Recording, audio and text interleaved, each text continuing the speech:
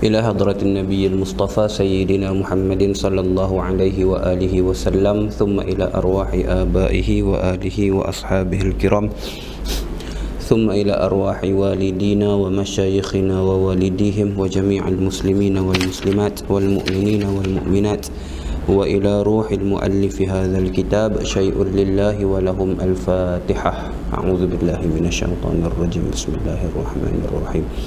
الحمد لله رب العالمين الرحمن الرحيم مالك يوم الدين إياك نعبد وإياك نستعين اهدنا الصراط المستقيم صراط الذين أنعمت عليهم غير المغضوب عليهم ولا الضالين آمين. بسم الله الرحمن الرحيم الحمد لله رب العالمين وبه نستعين على أمور الدنيا والدين والصلاة والسلام على أشرف الأنبياء والمرسلين سيدنا ومولانا محمد وعلى آله وصحبه أجمعين. اللهم صل وسلم على سيدنا محمد محيي النفوس صلاة تسعدنا بها في جميع الدروس وعلى آله وصحبه وبارك وسلم. سبحانك لا علم لنا إلا ما علمتنا إنك أنت العليم الحكيم ولا حول ولا قوة إلا بالله العلي العظيم. رب اشرح لي صدري ويسر لي أمري واحلل عقدة من لساني يفقه قولي. اللهم علمنا ما جهلنا وذكرنا ما نسينا وانفعنا بما علمتنا واجعلنا من المخلصين. اللهم افتح قلوبنا في طلب العلم وارزقنا الإخلاص فيه والعمل به والنشر به حتى يأتينا اليقين. اللهم افتح قلوبنا فتوح العارفين وفقهنا في الدين وعلمنا التأويل وآتنا بفضلك أفضل ما تؤتي عبادك الصالحين واجعلنا من الذين يستمعون القول فيتبعون أحسنه. ربنا آتنا من لدنك رحمة وهيئ لنا من أمرنا رشدا. وصلى الله وسلم عليه وعلى آله والحمد لله رب العالمين. أما بعد، فقال الناظم رحمه الله تعالى نفعنا الله به وبعلومه وبركاته وعلوم مشايخنا وبركاتهم في الدارين آمين يا رب العالمين. Kata Al-Imam Sayyidi Abil Barakat Ahmad bin Muhammad Ad-Dardir Al-Maliki Al-Azhari rahimahullahu ta'ala,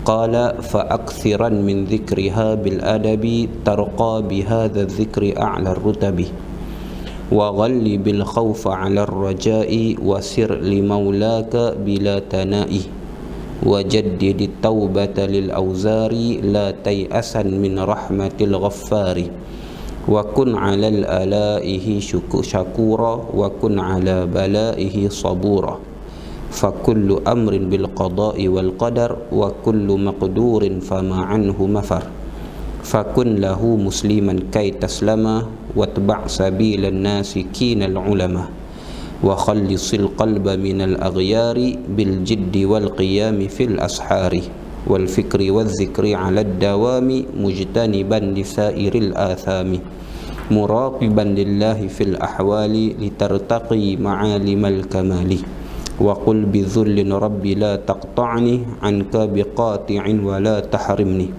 min sirrikal abhal muzilil 'ama muzilil 'ama waqtim bi khairin ya rahimar ruhama.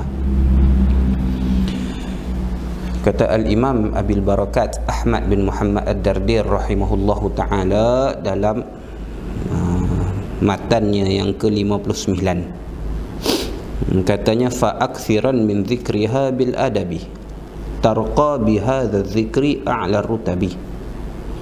Terjemahan matannya, jika engkau sudah mengetahui yang demikian itu, fa'akthiran, maka dengan bersungguh-sungguh perbanyakkanlah min dzikriha bil adabi, menyebut akan kalimah Islam dengan adab. Tarqa bihadza dzikri a'la rutabi, nescaya kamu akan mendaki dengan sebab zikir ini ke setinggi-tinggi martabat.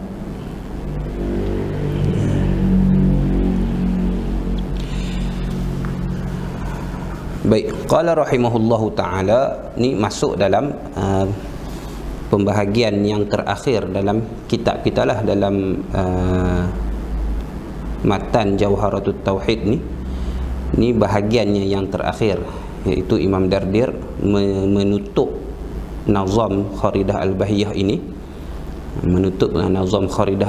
ini, dengan sedikit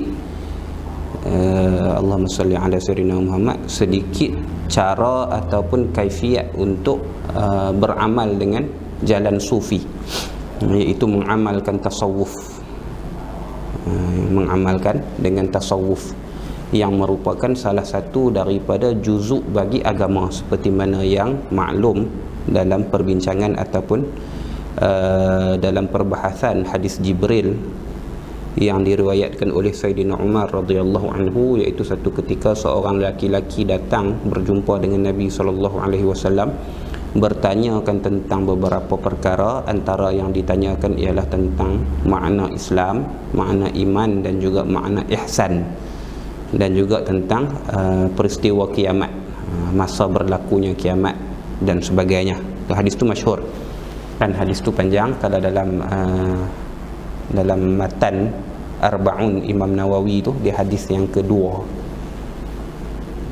qala Sayyidina Umar radhiyallahu anhu, bainama nahnu julusun 'inda Rasulillah sallallahu alaihi wasallam dhata yaumin idh tala'a 'alaina rajulun shadidu bayadi thawbi shadidu sawadi sya'ri la yura 'alaihi asarun minas safar wa la ya'rifuhu minna ahadun hatta yajlisa ila Nabi sallallahu alaihi wasallam fa asnada rukbatayhi ila rukbatay Nabi sallallahu alaihi wasallam wa qala ya Muhammad akhbirni 'anil Islam. Qala an tashhada an la ilaha illallah wa anna Muhammadar Rasulullah wa tuqimus salah wa tu'tiyaz zakah wa tasumar ramadan wa tahujjul baita in istata'a ilaihi sabila. Qala sadaqta. Qala fa'ajibna lahu an yas'alahu wa yusaddiqahu. Qala fa akhbirni 'anil iman. Qala al imanu an tu'mina billahi wa malaikatihi wa kutubihi wa rusulihi wa bil yaumil akhir wa an tu'mina bil qadari khairihi wa murrihi hulwihi wa murrihi. Qala sadaqta. Qala fa akhbirni 'anil iman fa akhbirni 'anil ihsan. Qala an ta'budallaha ka'annaka tarahu. Hadis itu panjang lagi lah. Jadi seorang laki-laki datang berjumpa dengan Nabi SAW, cerita Sayyidina Umar radhiyallahu anhu, dengan pakaiannya yang sangat putih, dengan rambutnya yang berkilat hitam berminyak.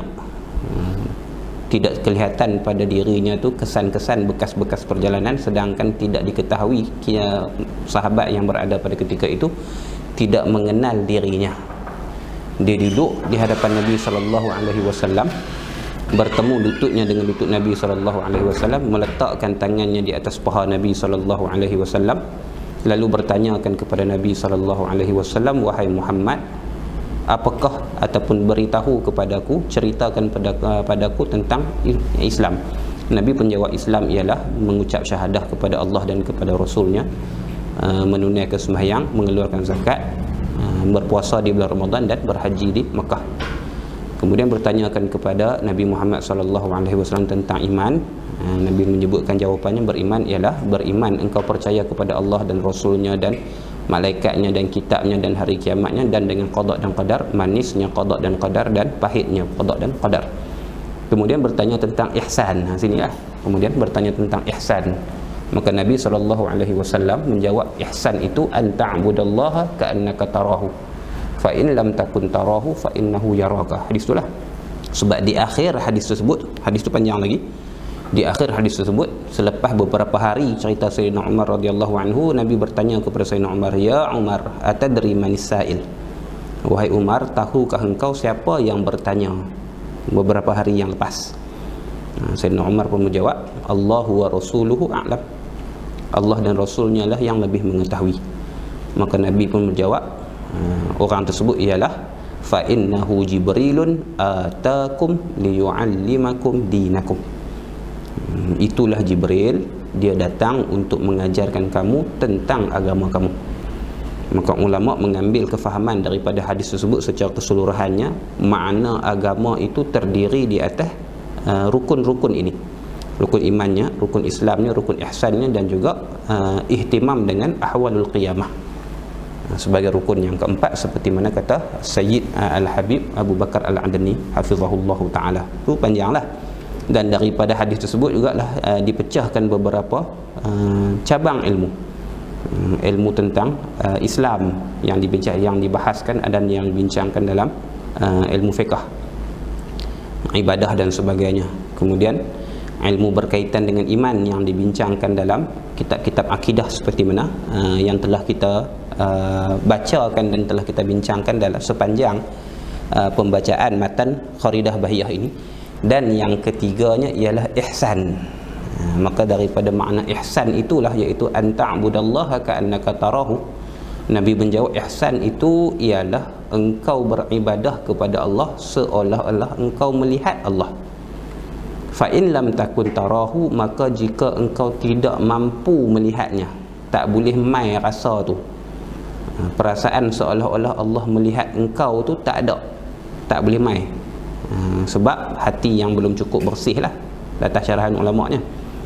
Nak mai perasaan tu dia perlukan satu hati dan juga satu jiwa, satu ruh yang bersih, yang bercahaya, yang bersinar.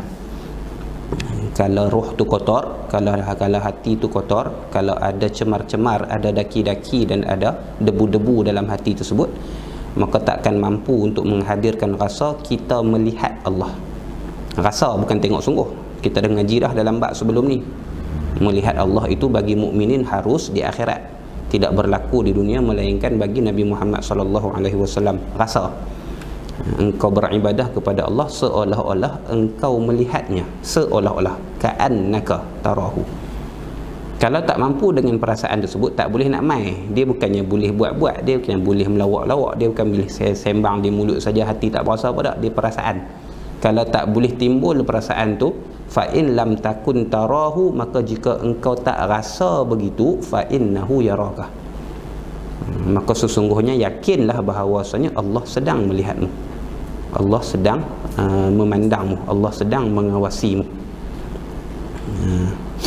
Maka ini ialah disebutkan sebagai ihsan yang menjadi rukun bagi agama. Ini makna ihsan seperti mana yang disebutkan oleh Nabi SAW, yang merupakan rukun bagi agama. Maka untuk mentahakkukkan makna ihsan ni, untuk merealisasikan makna ihsan ini, maka dia perlukan untuk mencapai tahap sekurang-kurangnya yang paling rendah dalam bab ihsan ni, dalam maqam ihsan ni yang paling rendah, kita beribadah dengan keyakinan bahawasanya Allah sedang mengawasi kita, Allah sedang melihat kita. Dan yang paling tingginya ialah dengan kita beribadah seolah kita melihat Allah. Untuk mencapai maqam ihsan ini, untuk kita menggapai dan berada dalam daerah ihsan ini, maka kita perlu kepada beberapa cara dan beberapa jalanan dan cara tersebut disebutkan sebagai tasawuf, iaitu kaedah menyucikan hati. Kaedah menyucikan hati, bahasa mudah kita, kaedah menyucikan hati. Maka kemunasabahan Imam Dardir meletakkan sedikit perbincangan tentang tasawuf ini, kalau dalam Qaridah Bahiyah ni secara khususnya, iaitu as-sayr ilallah, berjalan kepada Allah, menuju kepada Allah. Maksudnya untuk menjadi hamba yang sebenar-benarnya hamba kepada Allah Subhanahu wa taala. Maka Imam Dardir meletakkan sedikit perbincangan tentang tasawuf dengan makna ini selepas daripada perbincangan akidah, merujuk kepada kemunasabahan setiap untuk berjalan kepada Allah, untuk pergi kepada Allah itu, untuk sampai kepada Allah, dia perlukan akidah yang sebenar. Sebab dengan akidah yang sebenar itulah barulah boleh dapat fa in lam takun tarahu fa innahu yaraka.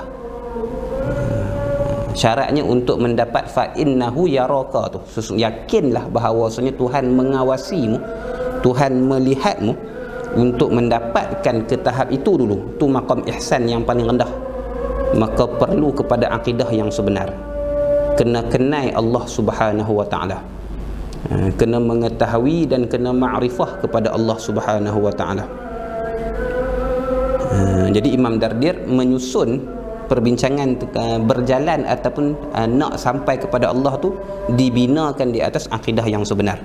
Sebab tak mungkin untuk seseorang itu sampai kepada Allah, dengan bahasa yang lebih ringkasnya, untuk masuk ke dalam maqam ihsan ini, untuk mencapai maqam ihsan ini, Tak mungkin melainkan dengan akidah yang sebenar. Dalam masa yang sama juga tak mungkin juga, kata sebagai kata ulama, untuk sampai melainkan dengan amalan yang sebenar, ibadah yang sebenar.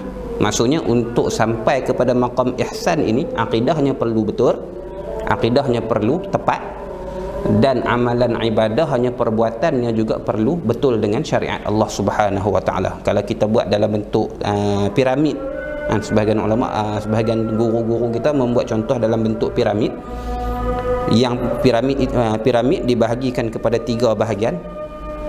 Tapak yang paling bawah tu ialah usuluddin, disebut sebagai usul agama, akidah lah.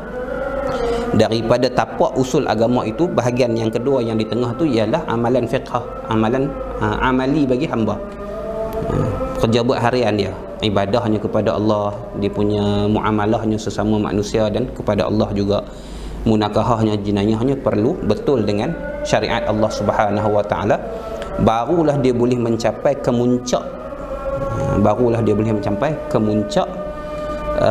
makna beragama, iaitu ihsan, dengan akidah yang sebenar, dengan amalan seharian, perbuatan yang betul dengan syariat Allah, dengan akidah yang sebenar, dengan syariat yang betul, barulah dia boleh mencapai ke taraf ihsan.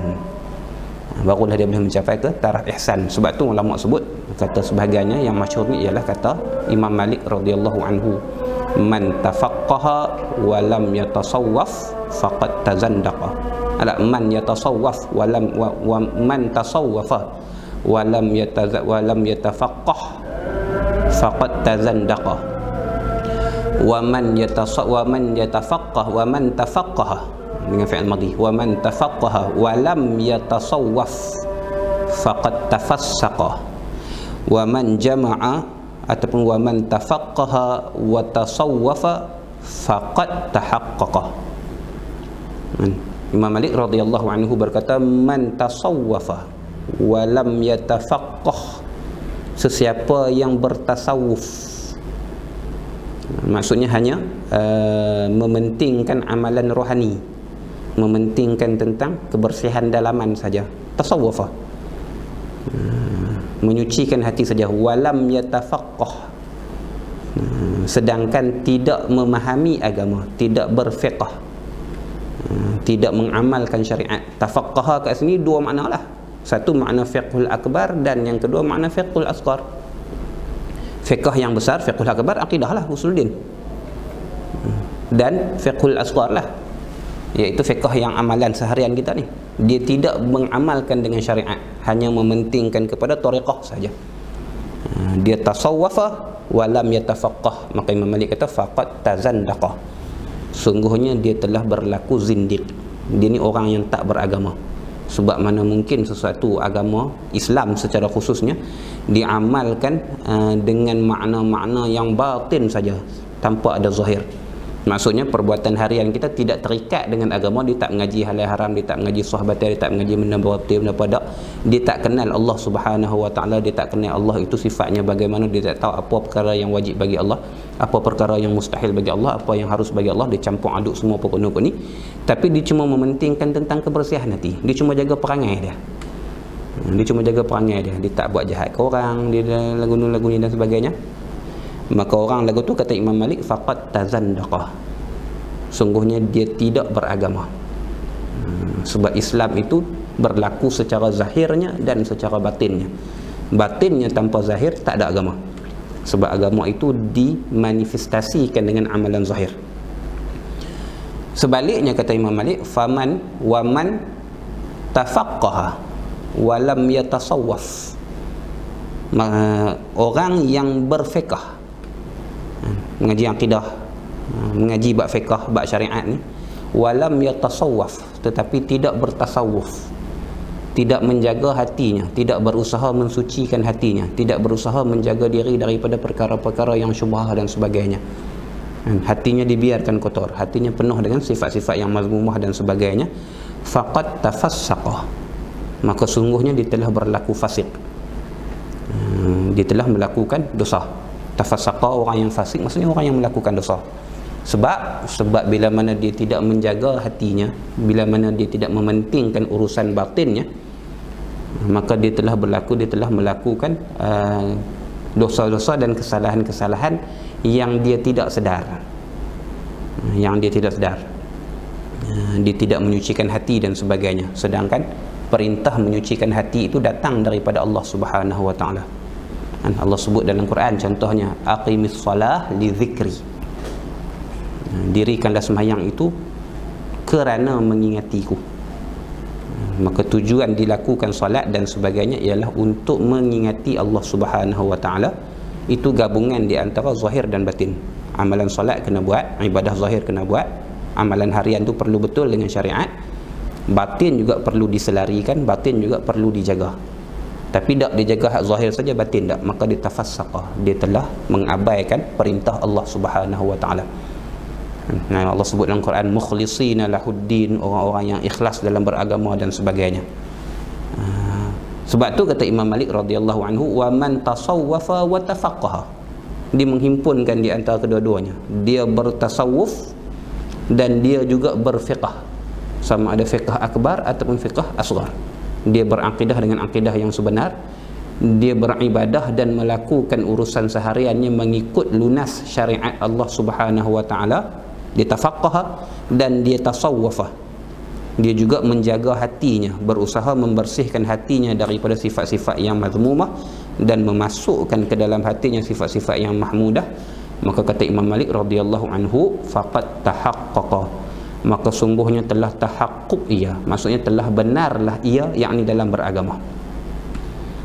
Telah benar ai fi tadayyunihi, dalam beragamanya, dalam amalan agamanya, dalam pengertian agamanya, dalam makna agamanya. Gitu. Maka situ kita nampak kemunasabahan di antara kenapa Imam Dardir rahimahullahu taala menutup nazam Kharidah Bahiyah beliau rahimahullahu taala dengan perbincangan tentang menyucikan hati. Perbincangan tentang perkara-perkara yang dilakukan untuk menyucikan hati supaya mencapai oleh hamba akan maqam ihsan yang dituntut dalam amalan beragama. Situ. Ini dia punya kemunasabahan dia. Maka kata Imam Dardir rahimahullahu taala, fa aksiran min zikriha bil adabi. Bait ini dia ada hubung kaitnya, dia ada ikatannya dengan bait yang sebelumnya, iaitu wa yantawi fi kalimatil islami ma qad madha min sairil ahkam. Dalam bait yang sebelum ni, bait yang ke-58, terkandung dalam kalimatul Islam ini, iaitu kalimatul syahadah la ilaha asyhadu an la ilaha illallah wa asyhadu anna muhammadar rasulullah ini, ma qad madha min sairil ahkami, perkara-perkara yang telah disebutkan pada sepanjang kitab ini daripada segala hukum hakam. Maka bila dah tahu bahawasanya kalimatul Islam inilah, kalimah syahadah inilah kalimah yang mengandungi makna yang sangat besar, dia mengandungi i'tiqad dan sebagainya, fa aksiran min zikriha bil adabi, maka perbanyakkanlah, fa aksiran dengan nun taukid khafifah, fa aksiran maka perbanyakkanlah min zikriha, daripada menyebutnya kalimatul Islam lah kalau kita kembali dhamir, iaitu kalimah syahadah. Min zikriha daripada kalimah syahadah la ilaha illallah muhammadur rasulullah, itu perbanyakkan menyebut kalimah syahadah bil adabi, dengan adab. Bukan sebut semata-mata adab, sebut itu sebut yang disertakan dengan adab. Dipanggil, kalau orang mengajar ibarah dia panggil ba ni ba lil mulabasah, hala kauni dzikri mutalabbisan bil adabi. Banyak sebutan itu, memperbanyakkan sebutan itu bersepakai. Ini kalau bahasa orang ngaji pondok lah, bersepakai dengan adab, maksudnya dia mesti sertakan dengan adab. Sertakan dengan adab. Ada adab dia lah. Dia ada, ni kena mengaji asing lah, dia ada ilmu asing tak, adabuz zikri. Boleh tengok dalam Ihya Ulumuddin pun ada, kalau kita Jawi kita dalam Sairus Salikin pun ada, dalam Bidayatul Hidayah pun ada, kalau kita Jawi kita ada kitab yang khas, yang khusus, yang menceritakan tentang adab-adab zikir la ilaha illallah dan sebagainya. Banyaklah, kita tak bincangkan kat sini, banyak. Dia ada adab yang qabliyah, sebelum daripada zikir, ada adab yang perlu dijaga, ada adab yang ma'iyah ataupun musahabah, adab semasa berzikir, dan dia ada adab yang ba'diyah, adab selepas berzikir. Ini satu perbincangan khusus pula bagi orang yang masuk dalam bidang tariqah ataupun orang yang nak mengamalkan dengan zikir-zikir yang tertentu. Dia perlu belajar bagaimana untuk mengamalkan zikir tersebut. Ada adab yang dia perlu pelihara. Antaranya adab sebelum daripada berzikir itu ialah dia bertaubat dulu. Dia mengkosongkan hatinya daripada selain Allah dulu. Dia memperbaharukan taubat, membersihkan hatinya kepada Allah, berwuduk menghadap kiblat, duduk secara tasyahud kalau mampu, kalau tak mampu secara bersila dan sebagainya. Itu antara adab yang perlu dilakukan. Berada pada tempat yang bersih, menghadap kiblat, dengan pakaian yang bersih, berwuduk dan sebagainya. Semua itulah ada adab, dipanggil ada adab qabliyah. Ada adab sebelum daripada berzikir. Ada adab yang musahabah ataupun ma'iyah, yang ketika berzikir. Contohnya ketika macam sini ni, berzikir dengan kalimah la ilaha illallah ni, ada kalimah, ada part-part yang perlu ditekankan. Contohnya pada kalimah la, dan ditakhfifkan kalimah ilaha, tang ha tu takhfif. Tu ada style dia lah. Ni kena masuk dalam bidang tarikat lah, bidang mengamalkan sesuatu zikir. Kemudian ditekankan balik pada illa, dan dihabiskan nafas dengan hu, dengan ha pada Allah di akhir. La ilaha illallah, kena berhenti, ha tu kena jelas. Ni antara ada adab berzikir dengan kalimah syahadah. Tu kena mengaji asing lah. Bila masa nak hentak lagu mana, nak hentak hati, sebutan kita tu digunakan untuk hentak hati. Dia ada ni, dia panggil zikir darajah, zikir darajat. Dalam bab zikir ni, mengaji zikir panjang pula lah, cerita mengaji bab zikir ni panjang juga. Zikir terbahagi kepada dua. Yang pertamanya zikir hasanat, yang kedua zikir darajat. Zikir hasanat ni zikir untuk menghasilkan pahala. Contohnya macam aurat selepas daripada sembahyang. Itu bukan untuk meninggikan pangkat, itu bukan untuk membersihkan hati tujuannya, walaupun secara tak langsung dia membersihkan hati. Tapi tujuan zikir tersebut untuk menghasilkan hasanat, untuk menghasilkan pahala, dipanggil zikir hasanat. Ada zikir yang dalam kategori zikir darajat, zikir untuk membersihkan hati secara khusus. Sebab dalam satu hadis Nabi SAW bersabda, likulli syai'in saqalah, setiap sesuatu tu ada pengilat dia, ada polish dia. Ada kalau kita ni, kalau guru kami dulu disebut ada otosol dia. Tahu otosol? Nak bersih karat pada besi tu. Orang yang dulu pakai gerek basikal ataupun motor yang pakai kong tu, tak pakai sport rim tu, dia ada karat-karat pada tu, kita guna otosol lah untuk tunyuh dengan kain untuk menghilangkan kekaratan. Macam tu juga hati dia ada karat dia. Bila berdosa dan sebagainya ada titik hitam. Titik hitam tu bila banyak dia berkumpul, dan bila lama dia jadi berkarat, dia jadi payah nak hilang. Maka untuk membersihkan kekaratan hati tu, Nabi sebut likulli syai'in saqalah, setiap perkara itu ada pengilat dia, ada otosol dia. Ni kalau bahasa guru kami lah, ada otosol dia. Dia pun kaki motor juga, dia tahulah cerita bab ni. Ada kalau kita ni sabun klorok macam tu lah, benda yang digunakan untuk membersihkan kotoran. Dan Nabi sebut wasaqalatul qalbi zikrullah, dan pembersihan hati itu, pembersih hati itu dengan zikrullah. Dan tidak ada zikir yang paling afdal melainkan zikir la ilaha illallah. Kan kita dah sebut tadi sebelum beratib tu, afdalul zikri la ilaha illallah, seperti mana yang disebutkan dalam hadis. Ni dia ada ni kena mengaji asing. Pengajian tentang zikir ni kena mengaji asing. Dia bukan boleh kita sembang lagu tu habis dalam tempoh 2-3 jam, tak. Diperlukan kepada step dan step. Ni kita rangkumkan untuk bagi nak bagi nampak dan nak bagi biasa dengar saja.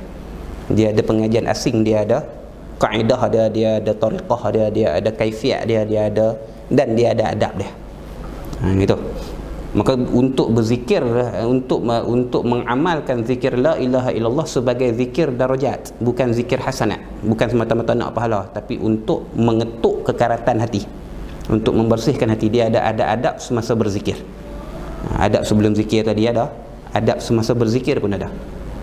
Nafasnya, apa yang perlu dihadirkan dalam hatinya dan sebagainya. Antara yang biasanya zikir la ilaha illallah tu dengan tidak mengulangi Muhammadur Rasulullah melainkan pada akhir zikir. Kalau seorang-seorang ni, kata sebahagian ulama, setiap kali 100 la ilaha illallah ditutupkan dengan Muhammadur Rasulullah. Setiap 100 tutup dengan Muhammadur Rasulullah. Tapi kalau zikir jama'i, zikir beramai-ramai ataupun satu kaifiat yang lain walaupun berseorangan, la ilaha illallah itu berterusan sampailah sekali nak tutup zikir baru tutup dengan Muhammadur Rasulullah. Itu sebutan. Adapun dalam hati ada dua. Semasa berzikir itu, adab semasa berzikir itu, sama ada dia hadirkan makna la ilaha illallah dalam hati ataupun dia hadirkan zikir Muhammadur Rasulullah dalam hati. Jadi mulut sebut la ilaha illallah, dalam hati sebut Muhammadur Rasulullah, satu. Ataupun semasa sebut la ilaha illallah tu dia hadirkan makna-makna yang terkandung di dalam makna la ilaha illallah tu dalam hati dia, dihadirkan, dia istihdar. Dan banyak lagi lah adab-adab semasa berzikir ni. Ada semasa berzikir ni, dia ada cara hangguk dia, bukan mengikut suka hati dia, dia ada cara hangguk dia. La kepala tang mana, ila kepala tang mana, illa kepala tang mana, Allah kepala tang mana. Dia ada cara letak dia. Tu berbeza tariqah, berbeza cara zikirnya. Berbeza tariqah, berbeza cara zikirnya. Dan banyaklah cabang-cabang ataupun kaedah-kaedah yang disusun dalam tariqah masing-masing, banyak. Tu zikir ma'iyah ataupun zikir musahabah. Adab musahabah, adab semasa berzikir. Dan dia ada adab ba'diyah, adab selepas berzikir. Lepas pada berzikir tu dia kena tarik nafas panjang. Tu contohnya lah, ni antara adab dia. Habis tutup zikir, tarik nafas panjang, tarik nafas panjang, tahan, kemudian tafakur. Sebab biasanya selepas daripada zikir darajat, dia akan ada warid, akan ada benda yang masuk dalam hati, akan ada ilham ataupun akan ada kefahaman yang berada dalam hati kita. Dan dengan kefahaman itulah kita meneruskan, kadang-kadang dapat kefahaman daripada sudut tawakal. Dia main rasa tawakal, maka kena ada cara macam mana nak mengamalkan tawakal tu. Kadang-kadang main warid itu disebut sebagai waridat, kedatangan nur-nur ilahi ke dalam hati selepas daripada kita berzikir. Dan kadang-kadang dia main tentang waridat, tentang zuhud, maka dia ada cara pengamalan zuhudnya. Ada yang main tentang ma'rifah, ada yang main tentang kefahaman terhadap sifat-sifat Allah ataupun asma'-asma' Allah. Waridat tu datang, dan waridat setiap seorang tak samalah. Dan sebab tu sebahagian ulama sebut, man laisa lahu wirdan laisa lahu waridan. Siapa yang tak ada wirid, siapa yang tak ada amalan dia, amalan kelaziman yang jadi darah daging dia, maka dia tak akan dapat warid. Setiap satu benda zikir yang nak diamalkan sebagai zikir darajat, dia perlu dilakukan secara wirid. Maksudnya perlu dijadikan darah daging dia. Ni antara adab selepas daripada berzikir. Dia kena jangan minum air lagi dan sebagainya. Sekurang-kurangnya kata sebahagian ulama, contoh macam Imam Sawi sebut dalam hasyiah dia, jangan minum selepas daripada setengah jam, lagi lama lagi panjang dan sebagainya. Sebab zikir itu sesuatu yang panas, mempanaskan badan. Dan benda itulah yang membantu untuk tafakur dalam tafakur, untuk merongkai waridat yang datang dalam diri selepas daripada berzikir dan sebagainya. Tarik nafas, habis nafas itu baru hembus, baru tutup dengan Muhammadur Rasulullah dan sebagainya. Tu antara adab-adab berzikir dengan kalimah la ilaha illallah. Banyaklah, banyak. Kita tak boleh nak bincangkan secara detail dalam masa kita sekarang ni. Dia kena pengajian khusus, dia kena masuk dalam bidang tariqah dan sebagainya. Banyak cerita. Mudahnya perbanyakkanlah walaupun secara zikir hasanat. Silakan. Sebab tu Imam As-Sanusi rahimahullah ta'ala di akhir matan Sanusi dia, matan Ummu Ibrahim dia, mengatakan perbanyakkanlah sebut zikir la ilaha illallah ni sampai dia menjadi darah daging dalam diri. Sebab zikir la ilaha illallah ni secara khususnya dan zikir-zikir yang lain secara amnya, dia akan memberi kesan pada karakter dan juga peribadi seseorang. Orang yang tidak ada wirid, orang yang tak ada wirid langsung, dia apa pun tak. Bukan wirid ni maksudnya lepas mayang tak, dia tak ada amalan khusus yang dia bawa menjadi darah daging dia, maka dia punya perangai dia sukar untuk jadi elok. Dia jadi kasar, dia jadi loklak, dia jadi keras hati dan sebagainya. Sebab hatinya tak dilembutkan dengan zikir yang menjadi wirid. Sebab tu kena perbanyakkan sebut. Banyak ni banyak mana? Fa'akthiran, banyak mana? Ada dua qaul. Di sisi fuqaha, sekurang-kurang banyak itu 300 kali sehari. Di sisi fuqaha 300 kali. Di sisi sufiyah, di sisi ulama sufi, sekurang-kurang banyak, nak boleh kata banyak tu 12,000 sekali. 12,000 sehari. 12,000 sehari. Jadi pilihlah, kita nak ambil qaul fuqaha 300 lah. Hak ni lekeh lah. Hak ni lekeh-lekeh tak boleh buat.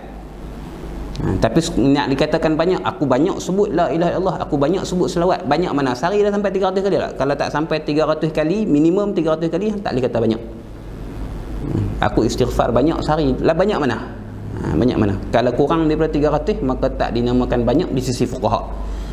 Kalau di sisi fuqaha pun tak kata banyak, di sisi sufiah lagi tak lah. Sebab sufiah mengatakan sekurang-kurang banyak itu 12,000 kali sehari. 12,000 kali sehari semalam. Ni baru jadi wirid. Ni baru dikatakan sebagai wirid, baru dikatakan sebagai zikir.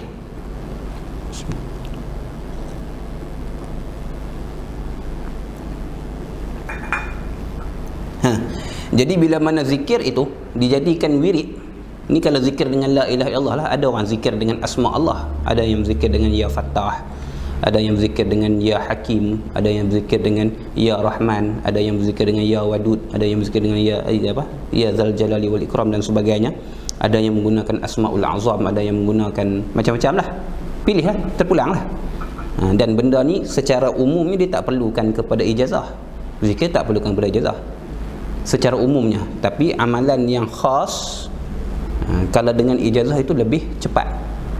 Sebagian untuk guru dia buat misal dengan elektrik. Dan kita pasang lampu semua ni, tak ada karan, lampu tak nyala, gitulah, dia lambat. Tapi kalau kita ada sanadnya, kita ada ijazah yang sebagainya, seolah kita telah mengalirkan karan masuk dalam wayar tu. Bahasa mudah kita, kalau dengan sanad, dengan ijazah daripada guru, dengan bai'ah daripada guru, dia lebih cepat memberi kesan pada diri seseorang. Sebab ada kabel, iaitu guru kita sebagai kabel lah, guru kita sebagai kabel guru dia sampailah kepada Rasulullah sallallahu alaihi wasallam. Kalau yang nak beramalkan secara kosong pun silakan, dia tak ada sebarang kesalahan, tapi dia perlu mengamalkan dengan cara yang betul, mengamalkan dengan cara yang betul. Apa mula? Ada orang beramal dengan la haula wala quwwata illa billah. Kalau nak beramal secara kosong pun, antara kaedah yang berkesan ialah dia sebut zikir tu dalam hati, dia hadirkan makna. Tanpa menghadirkan makna dalam hati, sukar untuk wirid tersebut memberi kesan pada diri. Dia tak akan jadi zikir darajat. Dia akan jadi zikir hasanat saja. Dia akan jadi zikir yang menghasilkan pahala. Dia tidak akan jadi zikir darajat. Dia tidak akan jadi zikir yang membantu kita meningkatkan darjat dan membersihkan hati. Ni banyaklah. Kita tak mau cerita panjang bab ni. Saya jadi kelas kelas tariqah pula tak kita nak habiskan kita. Jadi dengan memperbanyakkan zikir, sini ni Imam Dardir sarankan seperti mana ulama-ulama yang lain sarankan dengan zikir la ilaha illallah lah. Sebab ni zikir yang paling afdal. Perbanyakkan sebab dia ada kalimah tauhid, dia ada kandungan makna akidah dan sebagainya. Dan bila kita dah mengaji tauhid dan sebagainya, kita boleh istihdar, kita boleh hadirkan makna tauhid tu dalam diri kita. Kita boleh menafikan sebarang kekurangan pada Allah Subhanahu wa taala, dan kita isbatkan segala kesempurnaan pada Allah Subhanahu wa taala. Perbanyakkan zikir dengan adab-adabnya, adab sebelum zikir, semasa berzikir dan selepas berzikir.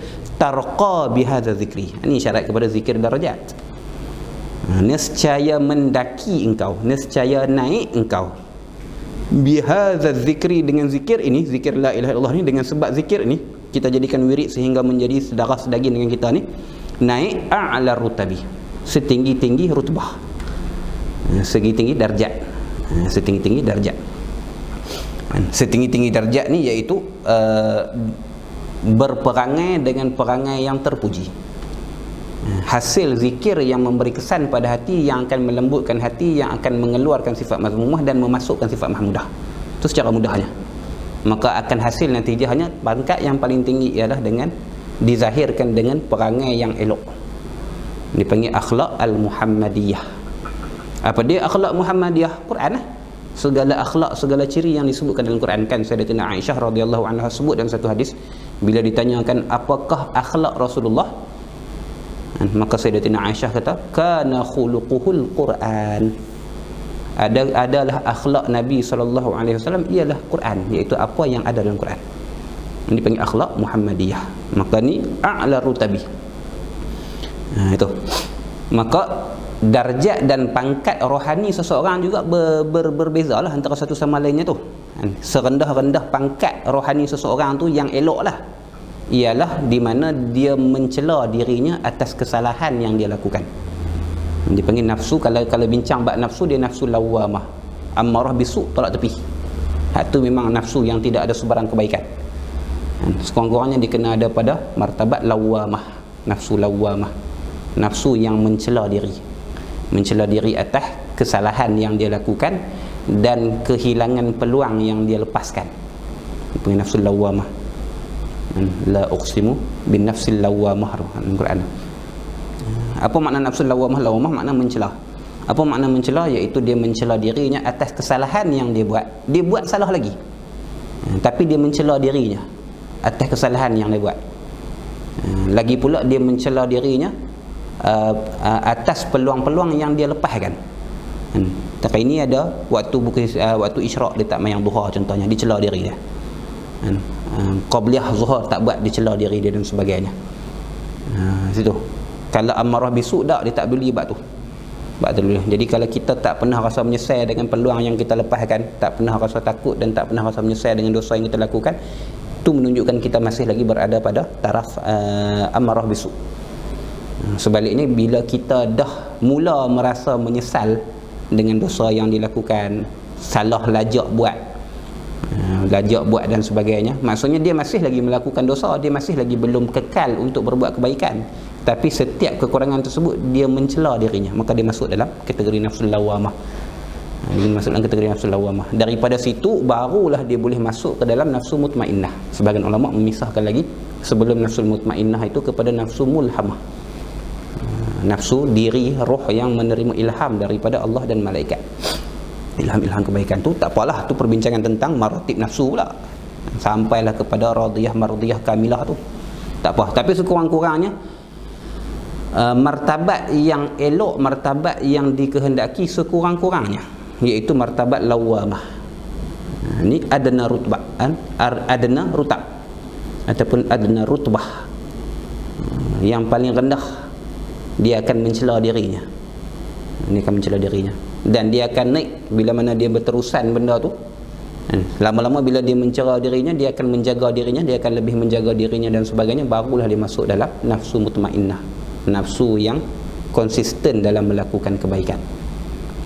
Masuk dalam nafsu mutmainnah, barulah dikira sebagai hamba Allah, seperti mana yang disebutkan oleh Allah dalam Quran, ya ayyatuhan nafsul mutmainnah irji'i ila rabbiki radiyatan mardiyah fadkhuli fi ibadi wadkhuli jannati. Wahai pemilik-pemilik nafsu yang sejahtera, irji'i ila rabbiki radiyatan mardiyah, kembalilah kepada Tuhanmu dalam keadaan redha lagi diredai. Fadkhuli fi ibadi, masuklah di kalangan hamba-Ku. Maka ulama menyebutkan bahawasanya mereka yang tidak berada pada nafsul mutmainnah, dia tak termasuk dalam golongan yang diterima Allah sebagai hamba. Wadkhuli jannati, kalau masuk dalam kategori dalam golongan hamba Allah, maka masuk syurga, dan masuklah ke dalam syurga-Ku. Ini perbincangan tentang nafsu, panjanglah. Ini perbincangan yang asas, dalam bidang tariqah. Dia tak masuk lagi dalam penghayatannya dan sebagainya. Kita tak sentuh lagi pun bab tu. Dia punya ahwal dia punya maqamatnya, dia punya keadaan, situasi dan sebagainya, tak masuk lagi. Nak cerita pasal maklumat asas saja. Martabat yang paling rendah lawamah, martabat yang paling tinggi a'la rutab ni, iaitu martabat siddiq. Dia panggil maqam ihsan je lah. Dipanggil rutbah siddiqiyah. Itu yang paling tinggi. Siapa dia yang berada pada rutbah siddiqiyah ni? Sayyidina Abu Bakar radhiyallahu anhu. Ulama menyebutkan bahawasanya sekiranya boleh terangkat lagi daripada siddiqiyah, dia akan jadi kepada maqam nubuwah. Cuma tak boleh lah. Walam takun nubuwatun muktasabah, seperti mana yang disebutkan oleh Imam Laqani dalam Jawharah Tauhid dia. Tapi martabat yang sebelum daripada nubuwah ialah martabat siddiqiyah. Martabat siddiq, membenarkan apa saja yang datang daripada Allah dan Rasul. Macam mana yang berlaku pada Sayyidina Abu Bakar bila timbul kisah Isra' Mi'raj dan sebagainya tu. Sayyidina Abu Bakar kata, kalau Muhammad cerita lebih daripada tu pun aku terima, aku percaya. Apa saja yang datang daripada Allah dan Rasul, terima bulat-bulat. Itu setinggi-tinggi mangkat siddiq. Pangkat siddiq. Sebab tu dalam satu hadis yang lain Nabi sebut, sekiranya ditimbang iman Abu Bakar dengan seluruh iman manusia yang lain, la rajaha iman Ibn Bakar, iman Abi Bakar, pasti akan lebih berat iman Abu Bakar. Kalau ditimbang iman Abu Bakar sebelah dengan iman seluruh umat, la rajaha iman Ibn Abi Bakar, iman Abi Bakar, pasti lebih berat iman Abu Bakar. Ni martabat siddiq. Itu a'la rutab. Maka martabat siddiq inilah yang dimasukkan dengan maqam ihsan. Dengan martabat siddiq inilah, hamba tersebut mencapai maqam ihsan. Maqam ihsan yang disebutkan oleh Nabi SAW ada dua. Tadilah an ta'budallah ka'annaka tarahu, satu. Fa in lam takun tarahu fa innahu yaraka, dua. Engkau beribadah kepada Allah seseolah engkau melihatnya. Seseolah engkau melihatnya. Ni satu maqam. Ini maqam yang tertinggi. Dia panggil maqam musyahadah. Maqam musyahadah. Maqam menyaksikan Allah. Fa in lam takun tarahu fa innahu yaraka. Sekiranya kamu tidak mampu untuk menghadirkan rasa sebegitu, tak sampai maqam lagi. Ini baru betul makna tak sampai maqam lagi. Bukan hak kita duk buat main, duk troll orang, duk peleceh orang, tak. Ni baru betul. Tak sampai maqam tu lagi. Fa innahu yaraka, maka yakinlah bahawasanya Tuhan sedang mengawasimu, Tuhan sedang melihatmu. Ini panggil maqam muraqabah. Maqam muraqabah. Gitu. Banyaklah cerita pasal maqam ni, tak habis. Boleh cerita sajalah, kita tak sampai lagi. Kita tak sampai lagi. Nak kata duduk dalam nafsu mutmainnah, ada lagi dosa dia buat, ada lagi salah dia buat, ada lagi amalan sunat yang tak dilakukan. Masuk dalam mutmainnah lagu benar. Dosa dia mengaku dia bukan ahwal sufi ataupun tariqah dan tasawuf ini, dia bukan benda yang berada di bibir mulut. Dia pengamalan, dia ahwal di keadaan seseorang, di situasi seseorang dan sebagainya. Duk sembang dengan mulut ni boleh sembang sampai naik ke langit lah. Tapi kalau tak sejajar dengan perbuatan dia, tak, tu dakwa yang dusta. Dakwa yang dusta. Tu panjang cerita tu, tak payah habis.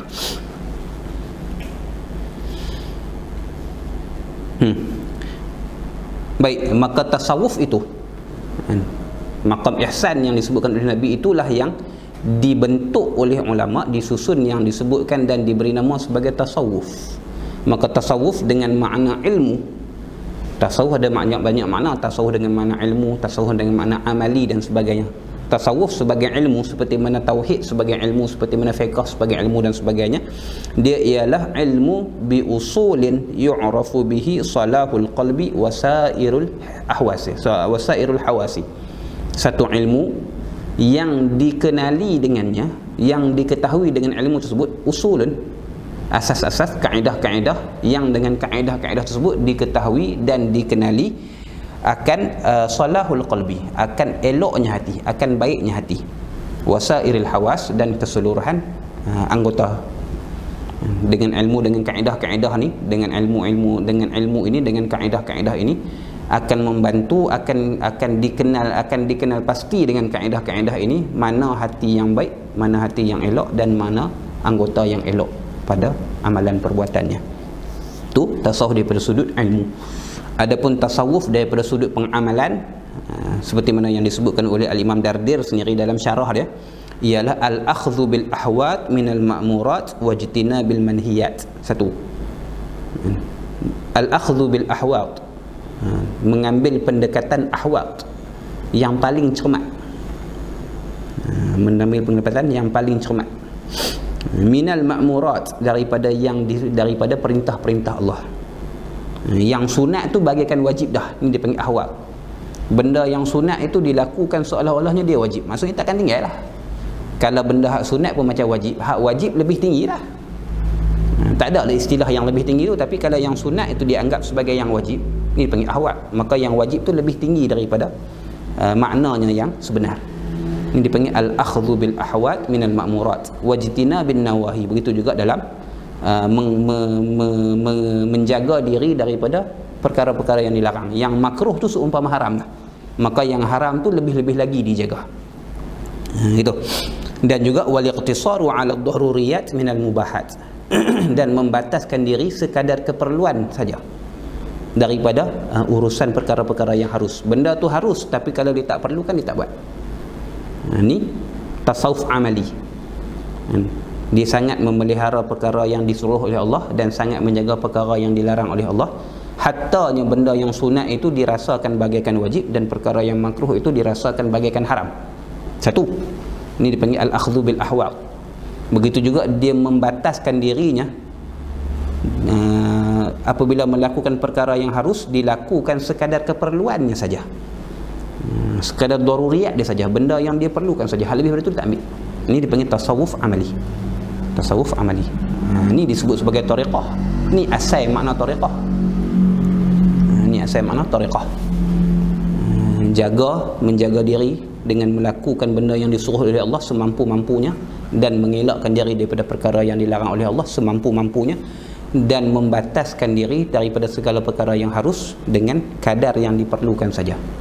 Sebab tempat berehat yang sebenar, tempat lazat yang sebenar ialah selepas daripada mati. Di dunia ni tempat beramal, di dunia tempat cari bekal. Ni sikap pengamal tariqah yang sebenar. Hak orang buat lagu mana sudah kira lah. Orang buat lagu mana sudah kira. Hak tu banyak cacat celah dan sebagainya. Orang biasalah. Ini nak kita bincang daripada sudut yang disebutkan oleh alim ulama. Yang disebutkan oleh alim ulama.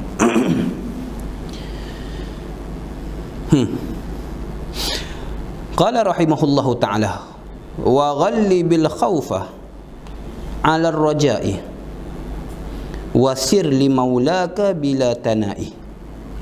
Terjemahan matanya, lebihkanlah perasaan takut mengatasi perasaan berharap kepada Allah. Wasir li maulaka bila tana'i, berjalanlah menuju kepada Tuhanmu tanpa menjauhi jalan yang lurus. Ini juga pesanannya. Memperbanyakkan zikir kepada Allah itu merupakan satu cara untuk mendekatkan diri kepada Allah, membersihkan hati, mencapai maqam yang tertinggi, untuk membolehkan kita mencapai maqam ihsan tadi ni, beribadah seseolah melihat Tuhan tu. Macam tu juga dalam berjalan itu perlu wa ghalli bil khaufa 'ala ar-raja'i, dan kena lebihkan, kena beratkan khauf, perasaan takut, 'ala ar-raja', atas perasaan harap. Ini istilah dalam tasawuf lah. Al-khauf yang dimaksudkan dengan al-khauf ialah ketakutan ataupun kebimbangan daripada tertolaknya amalan, ditolak mardud daripada masuk ke hadrat Allah Subhanahu wa taala. Dia bila masuk dalam bidang tasawuf, bahasa dia kuai sedap lah, bahasa dia kuai berseni, istilah-istilah yang digunakan makin halus. Takut dengan makna bimbang dan risau, dia bahawasanya dia itu marfud ataupun mardud, ditolak daripada masuk ke hadrat Allah Subhanahu wa taala. Maksudnya benda yang dia buat sebagai pengabdian diri kepada Allah, Allah tak terima. Itu khauf, takut benda yang akan berlaku, amalan yang dia buat, ibadah yang dia lakukan, segala pengabdian dia kepada Allah dan sebagainya tidak diterima oleh Allah. Itu namanya khauf. Dibeza dengan al-hazan. Hazan ni takut perkara yang dah lepas. Kita takut, kita kecewa, kita sedih terhadap perkara yang telah lepas. Dipanggil hammun lima fata. Itu hazan. Apa? La khaufun alaihim walahum yahzanun. Orang-orang yang beriman ini tidak ada khauf pada mereka itu. Benda yang akan datang pun dia pun tak takut, aman daripada ketakutan yang akan datang, walahum yahzanun, dan mereka tidak kecewa dengan sejarah mereka. Benda yang dah lepas tu dia pun tak kecewa. Tu beza antara khauf dengan hazan. Khauf takut pada benda yang akan datang, lima ati dia panggil, ataupun lima yati kalau pakai wazan fi'il mudhari', benda yang akan datang. Sedangkan hazan ialah al-khauf ataupun al-hammun lima fatah, ialah duka cita, kecewa terhadap perkara yang telah lepas. Maka kena lebihkan takut. Tu takut. Raja pula, harap pula ialah mengharapkan rahmat daripada Allah. Ini istilah dalam sufi lah, dia mengharapkan rahmat daripada Allah. Dia panggil ta'alluqul qalbi bimarghubin yahsulu fil mustaqbal ma'al akhdhi bil asbab, ma'al akhdhi fil asbab. Bergantung hati, pergantungan hati dengan sesuatu yang dicita-citakan. Itu makna rajak, pergantungan hati dengan sesuatu yang dicita-citakan. Ta'alluqul qalbi bimarghubin yahsulu fil mustaqbal, yang mana benda yang dicita-citakan itu akan hasil, akan berlaku, akan didapati pada masa akan datang. Tapi ma'a akhzi bil asbab lah, serta berpegang dengan sebab, maksudnya mengamalkan, berusaha ke arah itu, berusaha ke arah mendapatkan perkara yang dicita-citakan tu. Maka tu nama dia rajak. Kita sebut kata harapan lah, harapan. Maksudnya bahasa mudah kita ialah mengharapkan rahmat Allah. Kalau buat salah pun kita harapkan Tuhan ampun. Kalau buat amalan ibadah dan sebagainya pun kita harapkan Tuhan terima. Ni makna rajak. Jadi khauf tu takut Tuhan tak terima. Rajak itu ialah mengharapkan penerimaan Allah, mengharapkan rahmat Allah, mengharapkan kasihan belas Allah. Maka tu makna rajak. Dia syarat dia mesti al-akhzi bil fil asbab, mesti berusaha, mesti berusaha untuk mencapai benda yang dihajati itu. Kalau semata-mata berharap saja tanpa berusaha tu dia panggil tamak. Duk harap saja. Dalam istilah tasawuf lah. Dalam istilah tasawuf, bukan tamak sebagai sifat mazmumah tu tak, ni dalam istilah tasawuf. Kalau semata-mata mengharapkan saja tanpa berusaha ke arah benda yang dia nak tu, benda yang dicita-citakan tu, maka tu nama dia tamak. Kita panggil angan-angan majnin lah. Dalam istilah tasawuf. Adapun tamak dengan makna sifat mazmumah tu ada takrif dia yang tersendiri. Tamak dengan makna tak pernah cukup, sentiasa mengharapkan lebih daripada apa yang telah dapat dan sebagainya. Itu tamak. Tu tamak sebagai sifat mazmumah. Ni tamak yang melawani bagi rajak.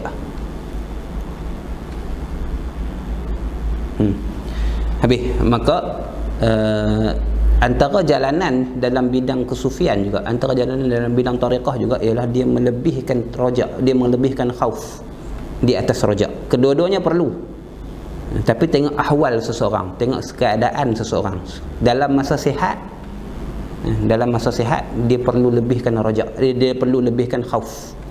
Macam kita lah tengah sihat elok dan sebagainya, kita boleh buat ibadah dan sebagainya, kita boleh buat ibadah, kita boleh mengabdikan diri kepada Allah, kita boleh buat kebajikan, kita boleh beramal dengan sekuasa-kuasa kita, maka perlu lebihkan khauf sikit daripada rajak. Kena ada perasaan takut tu, kena simpan perasaan takut tu, takut bahawasanya benda yang kita buat ni Tuhan tak terima, ataupun takut Tuhan kalihkan kita punya kesudahan kita, macam yang berlaku pada iblis dan sebagainya. Iblis tu dia berani tentang Allah tu sebab dia tak ada khauf dalam hati dia. Tak ada khauf, dia ada takabur dalam hati dia, khauf tak ada. Dia berani mempersoalkan perintah Allah untuk sujud kepada Nabi Adam tu sebab dia tak ada rasa takut Tuhan akan buang dia. Tak ada rasa takut tu. Yang ada dalam hatinya ialah takabur, sombong diri, yakin diri dengan apa yang dia ada. Itu. Maka untuk dalam situasi orang yang sedang berada dalam keadaan baik, orang yang sihat, orang yang boleh buat amal ibadah, orang yang boleh melakukan kebaikan dan sebagainya, dia kena juga bina dan simpan perasaan khauf dia lebih daripada rajak sikit. Jangan sampai tak ada rajak langsung, jangan takut. Kalau takut tu hak tu jadi take konspirasi tu, hak tu yang jadi pakat duk gila cerita pasal apa nama dunia nak kiamat dan sebagainya, tu takut rajak. Tak, bukan sampai tu. Dia kena ada khauf dan rajak. Ulama kata sepatutnya untuk berjalan kepada Allah ini, untuk sair ilallah, khauf dan rajak tu ibarat dua sayap bagi kita, kena ada dua-dua belah. Kalau sebelah timpang. Cuma dalam keadaan sihat maka lebihkan khauf. Sebaliknya dalam keadaan sakit, dalam keadaan tak mampu, dalam keadaan teruzur dan sebagainya, maka pada ketika itu lebihkan rajak, mengharapkan keampunan Allah Subhanahu wa taala, mengharapkan Tuhan menerima keuzuran kita, mengharapkan Tuhan memahami dan juga mengharapkan Tuhan tidak menyiksa kita atas kelemahan kita. Itu pada ketika sakit dan sebagainya, pada ketika sakit, pada ketika nak mati, pada ketika teruzur daripada melakukan sesuatu kebajikan dan sebagainya. Nampak kesempatan depan mata tapi tak ada, tak boleh buat, semuanya teruzur. Nampak sedekah, nampak tabung sedekah contohnya, tak ada duit langsung dalam pakit. Maka pada ketika tu lebihkan rajak. Contoh situasi, tak ada duit dalam pakit, tak ada ni sekupang, tak ada. Bukan ada 100 sayang nak bulan tu, tak ada. Jadi peluang kebaikan dapat ada, orang lalukan tabung depan kita tapi tak ada duit. Orang minta RM1 kat kita untuk beli makan, tak ada duit, kita sendiri tak ada duit, tak bawa duit dan sebagainya, tak bawa duit, tak ada duit dan sebagainya lah. Tambah kalau lepas ni kita pergi kepada cashless, tak ada pakai duit tunai semua, pakai swipe card semua tu, tak ada duit dalam paket. Peluang kebajikan ada, tapi kita teruzur daripada melakukan kebajikan tu, maka ketika tu lebihkan rajak, lebihkan rasa mudah-mudahan Tuhan mengampuni kita, Tuhan menerima keuzuran kita, Tuhan tidak menyeksa kita, dan Tuhan tidak membebankan kita dengan sesuatu yang kita tidak mampu pada ketika tu. Adapun pada ketika sihat, pada ketika ada kemampuan buat ibadah dan sebagainya, maka kena lebihkan sikit khauf, iaitu takut Tuhan tak terima. Buat dengan perasaan takut Tuhan tak terima, maka kita akan lebih berhati-hati dalam melakukan ibadah. Kita akan lebih berhati-hati dalam melakukan setiap perkara kebajikan yang kita buat. Kita akan jaga hati kita supaya lebih ikhlas, kita akan jaga hati kita supaya tidak ada riak, takabur, ujub, sum'ah dan sebagainya, tak ada. Sebab takut kalau ada benda tu, takut Tuhan tak terima. Maka ketika buat kebaikan, ketika dalam keadaan nikmat, ketika dalam kesihatan, ketika dalam kemampuan, maka kena lebihkan sikit khauf. Barulah ibadah kita lebih berkualiti, barulah kebajikan kita tu lebih berkualiti. Sebaliknya dalam keadaan tak mampu, dalam keadaan sakit, dalam keadaan hampir kepada mati, dalam keadaan teruzur dan sebagainya, lebihkan khauf, lebihkan rajak, lebihkan pengharapan kepada Allah, mengharapkan ihsan daripada Allah, mengharapkan rahmat daripada Allah, mengharapkan kasihan belas daripada Allah, mengharapkan Tuhan terima keuzuran kita dan sebagainya. Ala kulli halnya, kedua-dua khauf dan rajak ini ia perlu diseiringkan. Cuma dalam keadaan yang tertentu lebihkan khauf di atas rajak, dalam keadaan yang lain lebihkan rajak di atas khauf. Tu maksud dia. Gitu.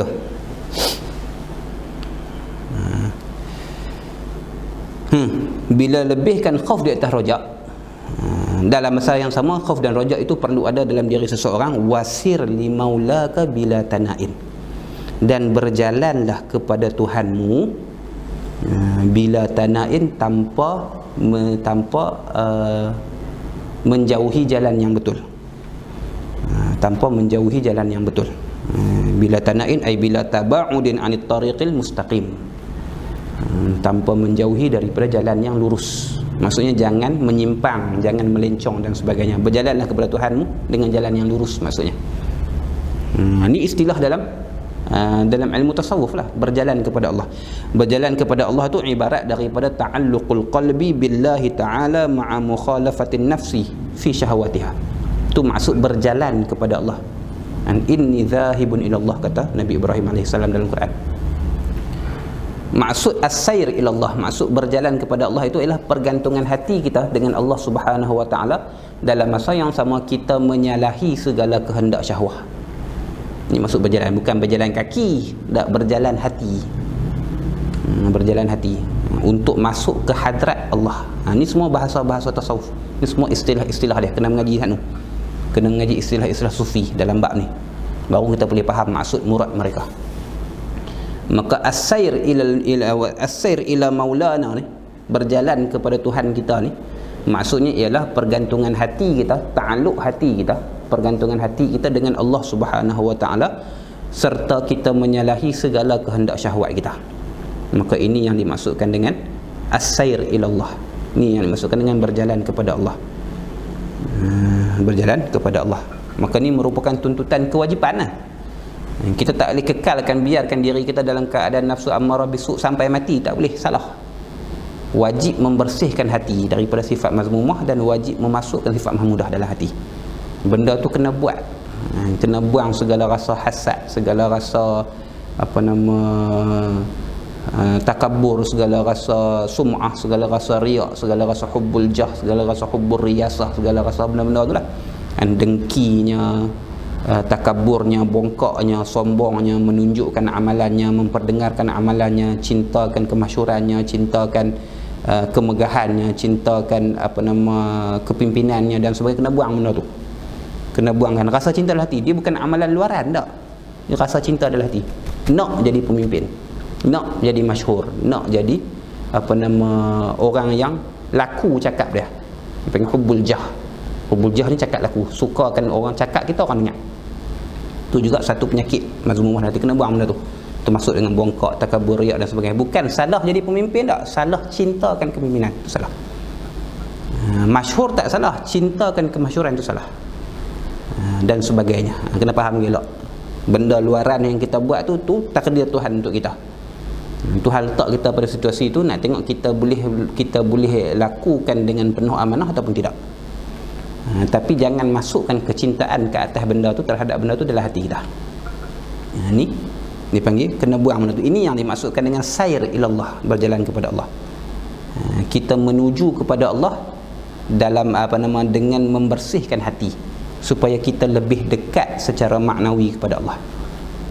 Lebih dekat, dipanggil taqarrub ilallah, menghampirkan diri kepada Allah. Maka barulah dengan membersihkan hati daripada sifat mazmumah, cuci hati kita daripada kekaratan dan dihiasi dengan sifat-sifat mahmudah, barulah boleh masuk ke dalam maqam ihsan tadi ni. Barulah boleh dapat rasa rasa kita beribadah kepada Allah, kita hidup di dunia ni seolah-olah kita tengok Allah. Kalau tak dapat rasa lagu tu pun, sekurang-kurangnya kita akan dapat rasa sentiasa menyedari bahawasanya Tuhan mengawasi kita. Dia akan ada rasa tu. Dia akan ada rasa tu. Kalau tak duduk di maqam musyahadah yang tertinggi, sekurang-kurangnya berada pada maqam muraqabah. Gitu. Jadi perlu berjalan kepada Allah. Maka untuk berjalan kepada Allah ni ada usul-usul dia. Ada dia punya Allahumma salli ala sayyidina Muhammad, ada dia punya rukun-rukun yang perlu ditunaikan. Dia ada rukun-rukun dia lah. Ni Imam Dardir bawa rukun-rukun dia. Ni dia nak ceritakan. Bait yang selepas ni ialah menceritakan bagaimana berjalan kepada Allah itu dilakukan. Dia panggil usul tariq al-musilah ilallah. Kaedah-kaedah untuk berjalan kepada Allah, untuk sampai kepada Allah. Qala rahimahullahu ta'ala,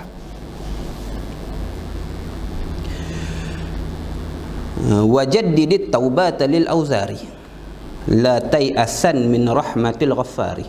Ini kaedah yang pertama, dia panggil usul yang pertama. Wajaddidit taubah, dan perbaharukanlah taubat, lil auzari, bagi segala dosa. Auzar dengan makna ma'asi. Auzar dengan makna ma'asi, iaitu perbaharukanlah taubat, sentiasa memperbaharui taubat kita. Sentiasa bertaubat kepada Allah atas segala dosa, sama ada dosa yang kita tahu ataupun dosa yang kita tidak tahu, sama ada dosa yang kecil ataupun dosa yang besar. Ini usul ataupun kaedah berjalan kepada Allah. Kaedah yang pertama, berjalan kepada Allah. Maka taubat tu maklumlah dibincangkan dalam kitab-kitab taubat. Dia ada rukun-rukun dia.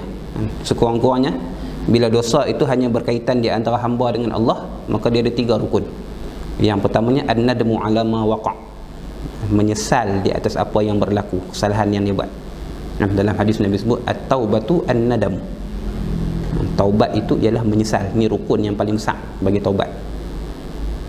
Yang keduanya, Allahumma salli ala sayyidina Muhammad, al-azmu ala an la ya'uda dimithli, berazam bahawa tidak mengulangi perbuatan tersebut.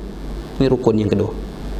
Rukun yang pertama, dia kena menyesal atas apa yang berlaku. Yang kedua, dia berazam, memang bulat hati dia tak akan mengulangi kembali benda yang telah dilakukan itu. Yang ketiganya al-iqla' fil hal. Yang ketiga, dia mesti tinggal terus benda tu, lala tu, mesti tinggal terus. Barulah sah dikatakan sebagai taubat. Barulah dikatakan sebagai taubat. Kalau tak cukup 3 rukun ni, tak nama taubat. Dia tak ada azam untuk tidak mengulangi perkara tersebut. Dia taubat hak lepas tu je, hak buat saat ini dah, tapi tak ada azam untuk nanti tak buat dah, tak ada benda tu, maka tak nama taubat, tak diterima sebagai taubat. Ataupun menyesalnya bukan menyesal yang sempurna. Menyesal juga tapi menyesal sikit-sikit je, menyesal pasal malu kat orang dan sebagainya, bukan menyesal dengan makna yang sebenar, maka tak dinamakan taubat yang diterima oleh Allah. Ataupun dia tidak iqla', tidak mencabut benda tu daripada dia, tak buang terus benda tu, masih lagi ada dekat dia benda tu, dia masih lagi membuat benda tu dan sebagainya, maka juga tak dinamakan sebagai taubat. Dia kena ada 3 rukun ni, an-nadam, kemudian al-azam an la ya'ud, al-azam ala adamil i'adah, yang ketiganya al-iqla' fil hal. Ini rukun taubat. Sekiranya tidak berkaitan dengan sesama makhluk, dia hanya dosa kesalahannya itu di antara dia dan Allah. Sekiranya ada dosa di antara dia dengan makhluk, maka dia perlu memulangkan kembali hak mereka yang dia buat zalim tu. Dia ada rampas barang orang, lagi tak bagi balik barang rampasan tu, taubat lagu mana pun tak terima. Dia ada buat zalim ke orang, lagi tak hilangkan kezaliman di atas orang tu, taubat tera mana pun tak terima dan seterusnya. Tu maklum kita mengaji dalam bab taubat. Maka ni rukun yang pertama ataupun usul yang pertama, kaedah pertama untuk berjalan kepada Allah, untuk dipanggil as-sair ila maulana, berjalan kepada Allah. Wala tai'asan min rahmatil ghaffari, bertaubat kepada Allah sekalipun jatuh balik lepas tu dan sebagainya tu tak apa, teruskan bertaubat. Tu yang dimaksudkan dengan perbaharukan taubat, bukan lepas taubat tu confirm tak buat dah. Bukan confirm tak buat dah, cuma kena ada azam untuk tak buat dah benda tu, tapi berlaku tak apa, wajaddidi taubah, sentiasa perbaharukan taubat tu. Wala tai'as min rahmatil ghaffari, dan jangan putus asa. Wala tai'asan,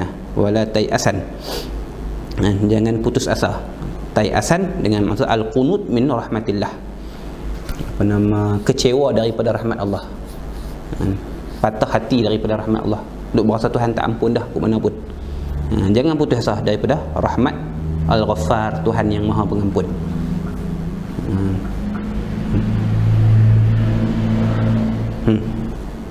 Satu, wa kun ala alaihi syakura. Ni kita huraikan secara ringkas-ringkas je, nak bagi faham je. Adapun nak membincangkan satu persatu ni, setiap satu bait ni dia boleh menghabiskan satu majlis. Satu persatu ni dia boleh menghabiskan satu majlis. Sebab nak bincang tentang usul ni dengan kaedahnya, dengan dalilnya dan sebagainya, dengan pengalaman ulama sebagainya, banyak cerita. Jadi kita nak bincangkan secara ringkas saja. Wa kun ala alaihi syakura. Ni usul yang kedua. Dan jadikanlah dirimu ala alaihi, di atas segala nikmatnya. Ala dengan maksud ni'amihi, segala nikmatnya Allah itu syakura, orang yang sangat bersyukur. Jadikan diri kita orang yang bersyukur dengan rahmat Allah Subhanahu wa taala, dengan nikmat Allah Subhanahu wa taala. Syakur, orang yang banyak bersyukur. Orang bukan syakir, syakir yang bersyukur, tak, syakur atas wazan fa'ul, yang banyak syukur, yang sentiasa bersyukur kepada Allah Subhanahu wa taala atas apa nikmat yang Tuhan bagi. Apa macam mana yang dikatakan sebagai orang yang syakur? Syakur ialah orang yang menggunakan seluruh nikmat yang Tuhan bagi kepada dia, digunakan atas jalan kebaikan. Disebut sarful abdi jami'a ma an'amallahu ilaihi lima khuliqa li ajlihi, ila ma khuliqa li ajlihi, gitu. Menggunakan oleh hamba akan segala perkara yang Tuhan kurniakan kepada dia, menggunakan kepada jalan yang dijadikan ataupun kepada tujuan kenapa nikmat itu diberikan kepadanya. Sarful abdi jami'a ma an'amallahu alaihi ila ma khuliqa li ajlihi. Itu makna syukur. Dia menggunakan nikmat mata kepada jalannya, kepada arah yang Tuhan benarkan. Dia gunakan nikmat telinga kepada arah yang Tuhan benarkan. Dia gunakan nikmat kaki dan tangannya kepada arah yang Tuhan benarkan.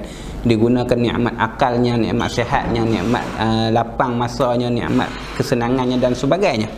Setiap nikmat yang Tuhan bagi kat dia, diberikan, yang Tuhan kurniakan kepadanya, digunakan kepada jalan yang Tuhan redha. Itu makna syakur. Maka sukarlah untuk merealisasikan makna ni. Sebab tu Allah sebut dalam Quran, wa qalilum min ibadiyas syakur,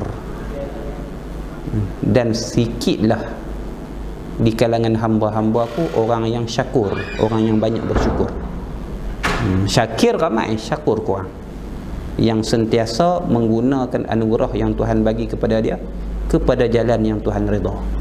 Mulut tak guna untuk benda yang sia-sia. Tu hak sia-sia bukan dosa lagi, hak dosa lagi dak lah. Kalau hak untuk sia-sia pun tak guna, hak dosa lagi dak. Mata tak guna kepada benda yang sia-sia, telinga tak gunakan kepada benda yang sia-sia, harta duit ringgit tak guna kepada perkara yang sia-sia, kesihatan tak guna pada benda yang sia-sia dan sebagainya. Semua nikmat yang Tuhan bagi. Sukar. Tapi ini kaedah untuk sampai kepada Allah. Ni untuk menghasilkan ihsan, maqam ihsan yang Nabi sebutkan tu. Wa kun ala balaihi sabura. Ini yang ketiga. Dan jadikanlah dirimu ala balaihi, di atas segala balanya Allah, atas ujian daripada Allah tu sabura, yang banyak sabar. Yang banyak sabar. Dia menahan diri daripada perkara, dia menahan diri bila mana terkena ke atas dirinya perkara-perkara yang dia tak suka tu, dia menahan diri daripada mengeluh. Tu sabar. Dia redha dan tidak mengeluh. Habsun nafsi ala ma asabahu bima la yulaimuhu ridan bi taqdirillah min ghairi inzi'aj. Itu ta'rif yang disebutkan oleh Imam Sawi, Imam Dardi dalam syarah dia. Menahan dirinya ke atas apa yang dimusibahkan ke atasnya, benda-benda yang dia tidak suka, menahan diri itu ridan bi taqdirlah, sebagai satu penerimaan, sebagai satu keredaan di atas takdir Allah. Dia redha bahawa takdir Allah min ghairi inzi'aj, tanpa dia ada keluh kesah, tanpa inzi'aj, tanpa ada keluh kesah, tak mengeluh dan sebagainya. Itu sabar. Itu sabar, bukan pasrah. Pasrah ni buat apa pun tak apa dah, tak boleh buat apa. Sabar ni dia orang yang dia boleh bertindak dengan sebaliknya tapi dia tak. Dia sabar. Tu yang ketiga. Maka sebab apa kena sabar? Fa kullu amrin bil qada'i wal qadar wa kullu maqdurin fama anhu mafar. Ini seolah-olah jadi ilat ataupun sebab kenapa perlu bersabar atas bala Allah ni, dan kenapa perlu syukur ke atas nikmat Allah ni. Fa kullu amrin bil qada'i wal qadar. Kerana fa tu menempati tempat ilat lah. Seolah-olahnya li'anna lah, fali'anna lah. Maka kerana bahawasanya fa kullu amrin, setiap perkara yang berlaku tu, balanya ke, nikmat Allah ke, bala Allah ke, bil qada'i wal qadar, dia berlaku dengan qada' dan qadar Allah. Bil qada' dengan ketentuan Allah, dan qadar dengan perlaksanaan Allah. Kita dah ngaji dah bab qada' qadar. Qada' ialah ketentuan Allah pada azali, qadar ialah perlaksanaan apa yang dilakukan oleh Allah sesuai dengan apa yang telah ditentukan di azali tersebut. Kita dah bincang dalam makna qada' dan qadar. Maka sabarlah bila dia faham konsep qada' dan qadar, dia dah terima dah qada' dan qadar tu sebagainya dan seterusnya. Maka setiap ujian yang Tuhan datangkan kepada diri dia, sabar. Ini ialah qada' dan qadar Allah Subhanahu wa taala. Wa kullu maqdurin, bila dia faham Allah dah tentukan sejak azali dan Allah akan buat benda apa yang Allah tentukan. Wa kullu maqdurin fama anhu mafar, dan setiap apa yang ditakdirkan, setiap apa yang Allah jadikan sesuai dengan ketentuan Allah itu, fama anhu mafar, maka tidak ada ruang lari daripadanya, tidak ada kelepasan daripadanya. Tuhan takdir lagu tu, jadi lagu tu lah. Tuhan musibahkan dia dengan sesuatu, Tuhan ujikan dia dengan sesuatu, Tuhan cuba dia dengan sesuatu, Tuhan ibtila dia, Tuhan ikhtibar dia, Tuhan imtihan dia. Maka dia kena tahu bahawasanya setiap apa yang Tuhan tentukan setiap apa yang Tuhan tentukan itu, fama anhu mafar, tidak ada tempat lari daripadanya, tidak ada ruang untuk dia lari. Sebab tu dia kena sabar. Ni untuk membersihkan hati daripada sebarang keluh kesah dan tidak redha dengan qada dan qadar Allah Subhanahu wa taala.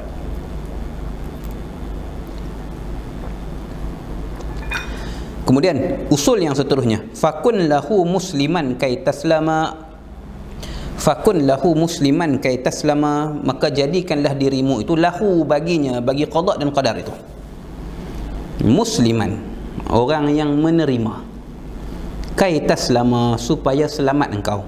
Sini usul ni disebut sebagai usul redha, aslur redha. Sini makna redha lah kat sini.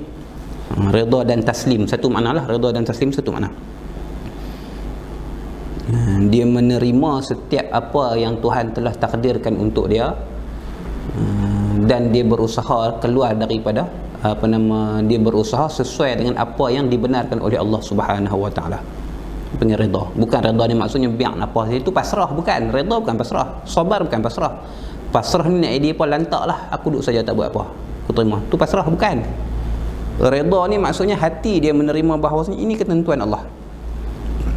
Dia menyerahkan dengan maksud dia tidak mengiktirad apa yang, dia tidak mengkritik dan dia tidak mengecam apa yang Tuhan tentukan untuk dia. Sebaliknya dia akan berusaha, kalau benda tu musibah dan sebagainya, dia akan berusaha keluar daripada perkara tersebut, perkara yang dia tidak sukai itu, sesuai dengan kebenaran yang Allah bagi. Kebenaran yang Allah bagi.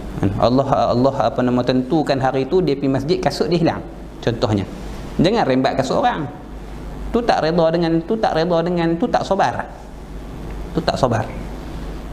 Maki pula, apa pergi masjid pun curi ke seorang dan sebagainya. Bukan dia maki kelakuan tu. Kalau dia maki kelakuan tu tak apalah, kelakuan tu memang salah, balas ke seorang.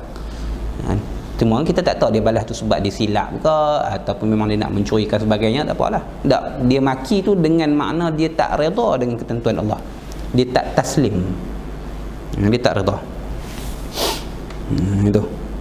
Reda ni dengan maksud menyerahkan ketentuan Allah tu pada Allah lah. Bukan dengan makna dia tak berusaha untuk keluar daripada kesusahan dan sebagainya, tak. Ini masalah hati.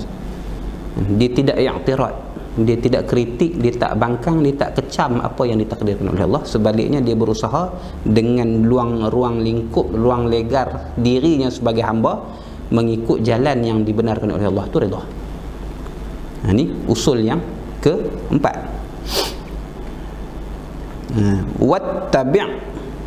Wattaba' sabilan nasikin al-ulama. Ini usul yang kelima. Dan ikutlah, turutilah sabilan nasikin. Sabil dengan makna tariq, jalanan nasikin para hamba. Nasikin dengan makna abidin, jalanan para hamba. Hamba mana? Al-ulama. Ulama tu ulama lah, dia hazahkan hamzah. Jalanan para abid, hamba-hamba Allah yang ulama, yang mengenal Allah. Ulama dengan makna al-arifuna billah, yang mengenal Allah Subhanahu wa ta'ala. Kena ikut jalan orang yang memang dah terbukti sampai kepada Allah. Maksudnya bila dia orang tersebut, ulama tersebut arif billah, itu orang yang dah sampai ke maqam tu, dah sampai ke hadrat Allah Subhanahu wa ta'ala, maka ikut jalan dia lah, insya-Allah kita sampailah. Ikut jalan yang telah dilalui, jalan yang sebenar. Sebab sampai jalan yang kita nak lalu sendiri, kita nak reka sendiri, belum tentu sampai. Belum tentu sampai. Kalau sampai pun dia mempenatkan diri, dia menyusahkan diri. Sepatutnya benda boleh pergi straight, sebab dah ada petua, dah ada orang yang melalui jalan tu, dah sebagainya. Tak, kita gagah nak kontas jalan sendiri. Boleh jadi sampai, tapi mempenatkan diri boleh tak sampai langsung. Jadi ikutlah jalanan ulama yang arifin, yang mengenal Allah Subhanahu wa ta'ala, yang telah masuk ke hadrat Allah Subhanahu wa ta'ala. InsyaAllah kita sampai juga. Maka di sini perlukan kepada syekh, perlukan kepada guru. Dalam perjalanan rohaniah kita, dalam perjalanan hati kita, dalam usaha membersihkan hati kita, kena ada murabbi, kena ada orang, kena ada seseorang yang memantau prestasi rohani kita. Kena ada murabbi. Ini satu kelaziman, satu kewajipan lah, kewajipan daripada sudut tariqah lah, kena ada murabbi dia. Tak boleh jalan sendiri, sebab kita belum tentu sampai dengan jalan sendiri. Mungkin sampai, tapi kalau sampai tu pun sampai yang teruk, penat. Orang buat track elok dah, kita langkah pergi dah buat denai baru, teruk lah.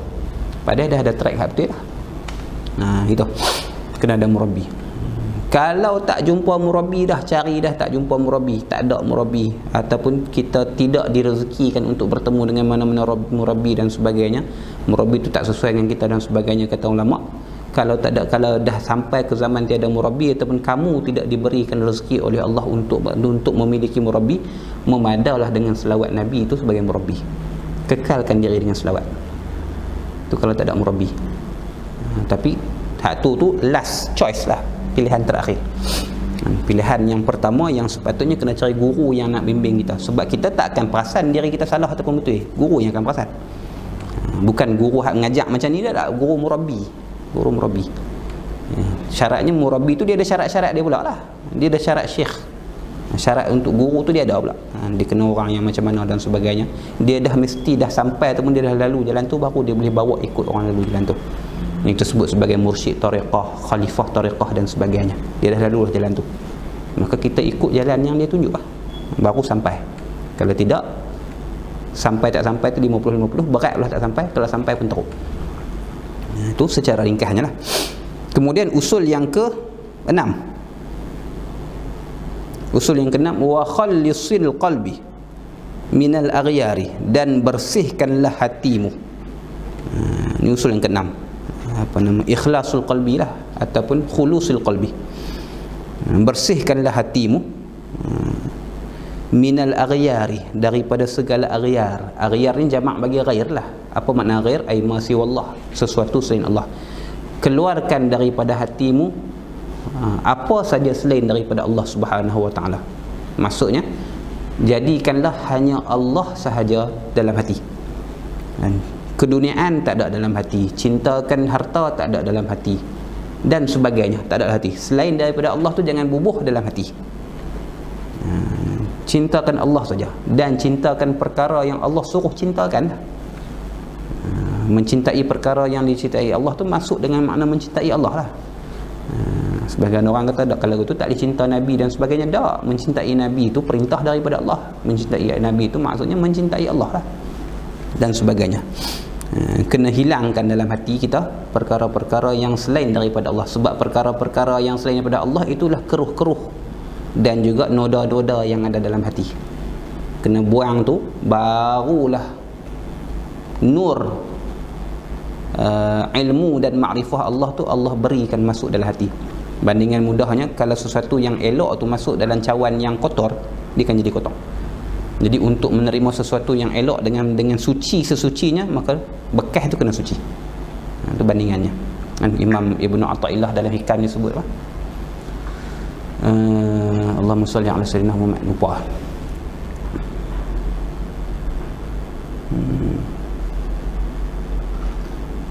Tamla'hu. Tak ingat dah. Dulu apa nama tuan guru aja sebut dalam kuliah dia. Tak ingat, lama tak sebut.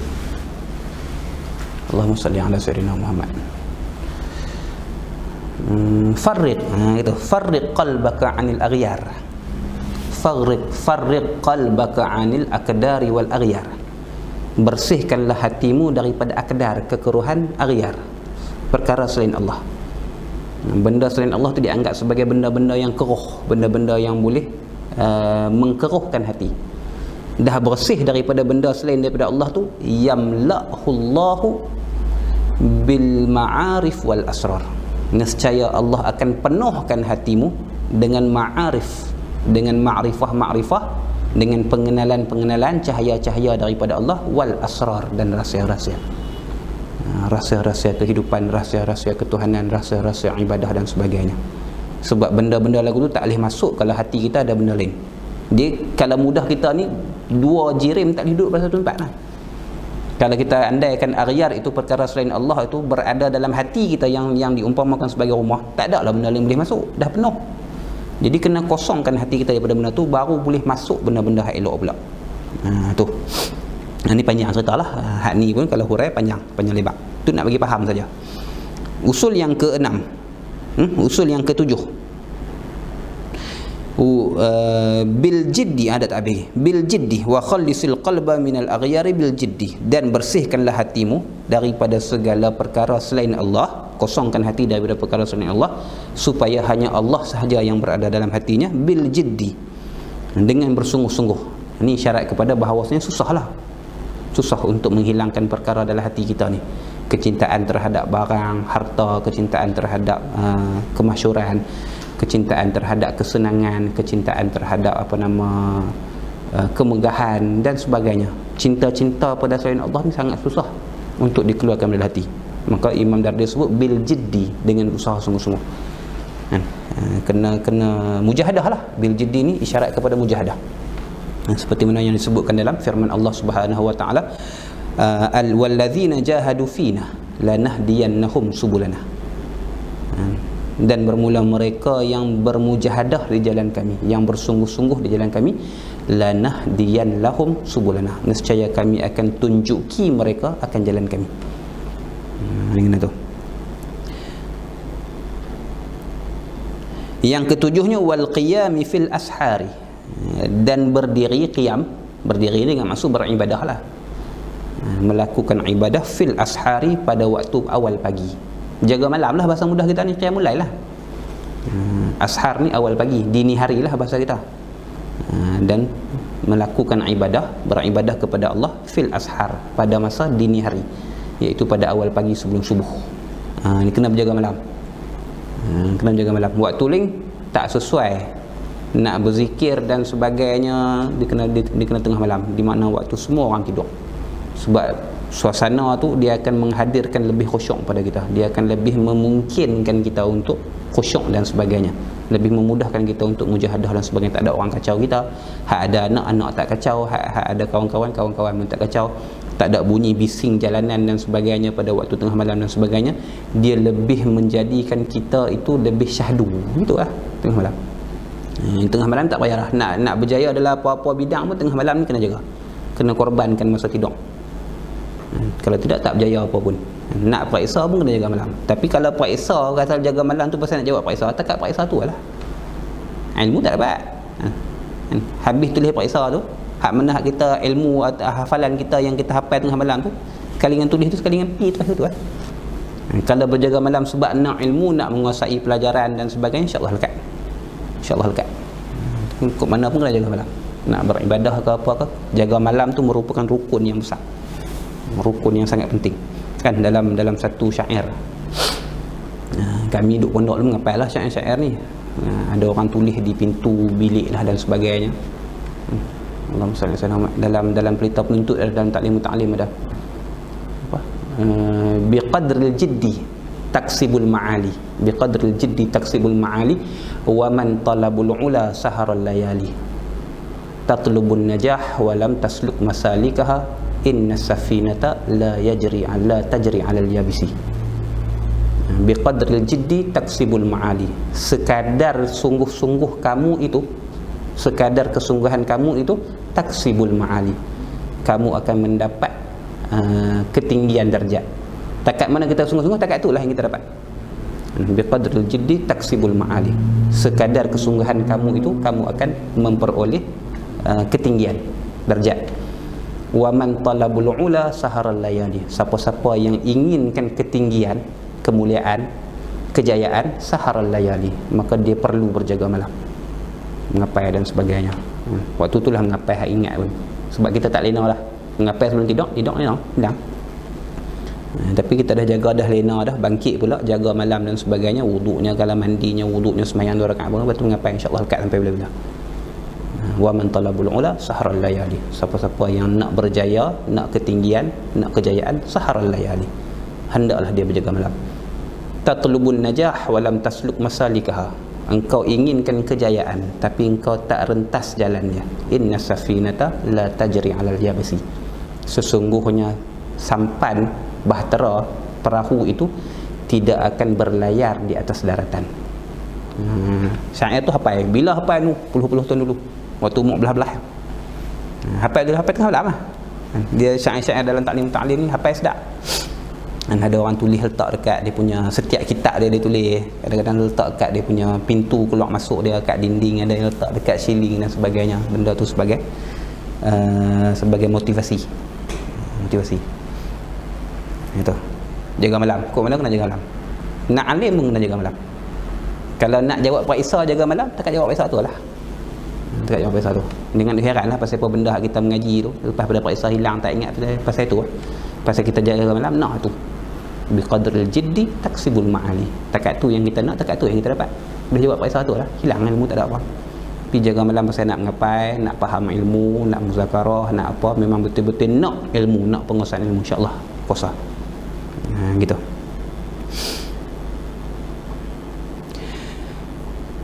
Usul yang ke-8, wal fikri wal zikri 'ala dawami. Wal fikri wal zikri 'ala dawami, dan berfikir, wal zikri, dan berzikir, 'ala dawami, di atas senantiasa. Sentiasa berzikir dan sentiasa berfikir. Berfikir kat sini ni maksudnya az-zikru bil qalbi lah, zikir juga tapi dia panggil zikir bil qalbi, ingat dalam hati. Salah satu makna bagi fikir, fikir ialah az-zikru bil qalbi. Fikir dengan makna fikir pun dia jugalah, fikir dengan makna sentiasa berfikir tentang keagungan Allah, kehebatan ciptaan Allah, kebesaran Allah, kekuasaan Allah dan sebagainya, itu fikirlah. Salah satu makna bagi fikir juga ialah az-zikir bil qalbi, mengingati Allah dalam hati. Kalau kita pakai fikir itu dengan makna az-zikru bil qalbi, mana az-zikri dalam yang kedua tu dengan makna az-zikru bil lisan, sebut dengan lidah. Sebab zikir ada dua makna, zikir dengan makna sebut, zikir dengan makna ingat. Kalau kita kekalkan fikir dengan maknanya, iaitu al-fikru fi masnu'atillah, berfikir tentang keindahan ciptaan Allah dan sebagainya, membawa kita kepada kenalnya Tuhan yang maha bijaksana dan sebagainya, itu fikir dengan makna tu. Maka az-zikru yang disebutkan dalam matan ni kembali pada dua makna, iaitu makna az-zikru bil lisan wa az-zikru bil qalbi. Tapi kalau kita letak pasang makna fikir tu dengan makna az-zikru bil qalbi, maka az-zikir yang disebutkan dalam matan tu ialah az-zikru bil lisan. Ikutlah. Kedua-duanya disyarahkan dalam syarah-syarah takhridah ni. Ala dawami. Maka zikir bil qalbi itulah, zikir bil qalbi merupakan usul yang paling besar untuk menyampaikan kita kepada Allah. Tu yang kata dia perlukan kepada wirid ni. Zikir ni disebutkan sebagai wirid. Kita kena ada satu wirid khas, selawat ke, zikir apa-apa ke, zikir la ilaha illallah ke, yang tu yang kita talqinkan dengan guru-guru tu, kita ambil bai'ah dengan guru atas zikir la ilaha illallah tu dan sebagainya. Kena ada benda tu. Kalau kami di pondok lu, antara yang disarankan untuk talabatul ilmi yang ringan lah ialah zikir syatarih lah, tariqah syatarih. Sebab dia tak banyak, dia 100 la ilaha illallah 100 pada subuh, dengan la ilaha illallah 100 pada waktu maghrib, dan tambahan tu atas kita sendiri. Cuma syaratnya kalau dah tambah tak boleh kurang. Jadi dia ringanlah berbanding dengan tariqah-tariqah yang lain. Tariqah-tariqah yang lain banyak lagi dia punya aurat yang kena diamalkan. Syatarih antara yang ringan lah, antara yang ringan. Maka dulu masyhur lah, budak-budak pondok ni dulu masyhur dengan tariqah syatarih. Ini kena ada zikir ni. Kalau tidak tak ada apa. Kita pandai tara mana pun, cerdik tara mana pun, faham ilmu tara mana pun, dia tak membina diri. Dia tak akan disusah untuk membentuk diri jadi orang yang lebih baik, nak menghilangkan mazmumah, nak memasukkan mudah, melainkan kena ada wirid. Sebab daripada wirid itulah datangnya warid, macam yang kita sebutkan tadi ni. Sebab tu ulama sebut ini, siapa yang tak ada wirid maka tak akan datang warid pada dia. Man laysa lahu wirdan falaysa lahu waridan. Sebahagian yang tambah fahuwa ka qirdan. Dia tu seperti mana beruk. Orang tak ada wirid macam kera. Qirdan. Ini kena ada. Ini merupakan antara rukun yang paling besar lah, usul yang paling besar dalam tarik ni, ialah dengan berzikir. Sama ada zikir lisan. Zikir lisan ni zikir yang pada permulaan lah. Kena zikir lisan, walaupun hati lupa dalam keadaan ghaflah dan sebagainya, lupa tera mana pun, zikir lisan kena teruskan. Sebab daripada situ barulah diajak untuk hati kita bersama-sama zikir, bersama-sama ingat dan sebagainya. Dia akan mula dengan zikir lisan tu. Hati ralik fikir benda lain, lapang ke, sagi nak pergi mana ke, sagi nak buat apa ke, tak apa, kekalkan dengan zikir lisan. Lama-lama dia akan berjangkit kepada zikir qalbi. Dia akan bawa ke situ ke mana pun. Ini kan begitu. Cuma kena konsisten dengan zikir lisan. Itu. Sebab bila kita banyak sebut, dia akan memberi kesan pada hati. Kan ada asar yang sebut, ke ada hadis Nabi yang sebut, tak ingat, man ahabba syai'an kathura zikruhu. Siapa-siapa yang menyukai sesuatu, dia akan banyak sebut. Maka bila kita zikir, kita menyebut dengan Allah banyak, maka dia akan menghasilkan kecintaan dalam hati ya. Dia akan menghasilkan kecintaan dalam hati. Mujtaniban lisairil asami. Itu dah masuk dalam hal dah tu. Bersihkan tu hal bagi fa'il dalam khalis tu. Orang yang mengaji ibarat, mujtaniban tu dia hal bagi fa'il yang dalam khalis. Khalis tu dalam tu ada fa'il anta, engkau. Dia hal bagi anta tu lah. Engkau bersihkan hati engkau itu, hal keadaan mujtaniban lisairil asami. Hal keadaan engkau menjauhkan diri akan sekalian dosa. Asam dengan makna az-zunub. Kalau buat dosa, dia tak akan boleh membersihkan hatinya. Dia tak akan boleh berada sekali. Nak bersihkan hati, kena tinggalkan dosa. Lagi mana dia buat dosa tu, lagi itulah hati tak bersih. Lagi itulah menunjukkan bahawasanya dia tak duduk dalam peringkat mutmainnah lagi. Sebab masih lagi berlaku dosa pada dirinya, sama ada dengan sengaja ataupun tidak. Sama ada dia duduk dalam keadaan ammarah bisu ataupun lawamah. Dia tak akan naik ke peringkat mutmainnah selagi mana dia masih lagi melakukan dosa. Lagi mana dia masih lagi melakukan dosa. Itu. Ni habis dah rukun usul tarik yang Imam Dardir sebut, takat 8 ni lah. Kalau ikut ada 10 yang Imam Dardir tak sebut sini, tapi Imam Dardir sebutkan dalam syarah dia. Iaitu ada 2 hari al-ju', lapar, dan yang ke-10-nya ialah al-uzlah, mengasingkan diri daripada rihundah manusia. Jadi cukup 10 sini Imam Dardir sebut 8 dia. Jadi di taubah, syukurah, saburah, kun musliman, kemudian itba' sabilun nasikin, khalis qalbi, qiyam bil ashar, al-fikru wa dzikru. Itu 8 usul. Dia kalau ikut usul yang utamanya 10, dan Imam Dardi sempurnakan dalam syarah dia di atas matan ni, iaitu Imam Dardi tambah lagi 2, al-ju', lapar, berlapar diri, tak boleh dalam keadaan sentiasa kenyang, sebab keadaan sentiasa kenyang tu mengkuatkan nafsu dan melemahkan semangat. Dan juga al-uzlah, kena belajar mengasingkan diri daripada riuh rendah dunia. Tak boleh nak ambil tahu sangat hal-hal keduniaan ni, fokus belah akhirat lah maksudnya, bukan tinggal kerja dunia apa dah. Tak ambil tahu benda yang dia tak perlu tahu, benda yang tak perlu tahu, benda yang tak membantu dia pun tak payah tahu pun tak apa. Tak payah tahu dah apa nama team player mana yang pindah ke negeri lain, tak perlu pun, dia bukan main bola pun, dia bukan ada sebarang keuntungan pun dengan bola tu. Tak perlu tahu player mana pindah daripada negeri ni ke negeri mana, player mana yang bersara contohlah, tim mana menang, tim mana kalah, tim mana yang julang piala dan sebagainya. Tak ada manfaat pada diri dia pun. Benda yang tak ada manfaat pada diri dia, uzlah. Dia tak perlukan benda-benda tu. Ni untuk wusul ilallah. Susah ha? Susah.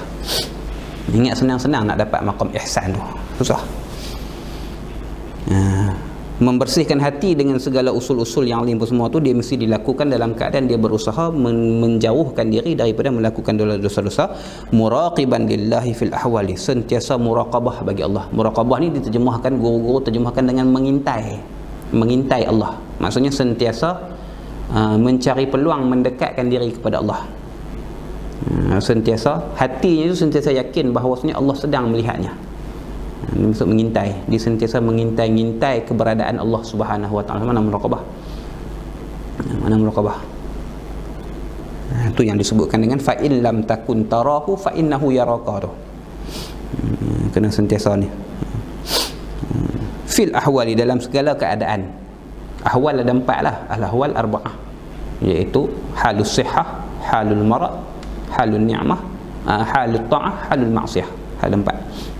Manusia takkan lepas daripada 4 hal ni.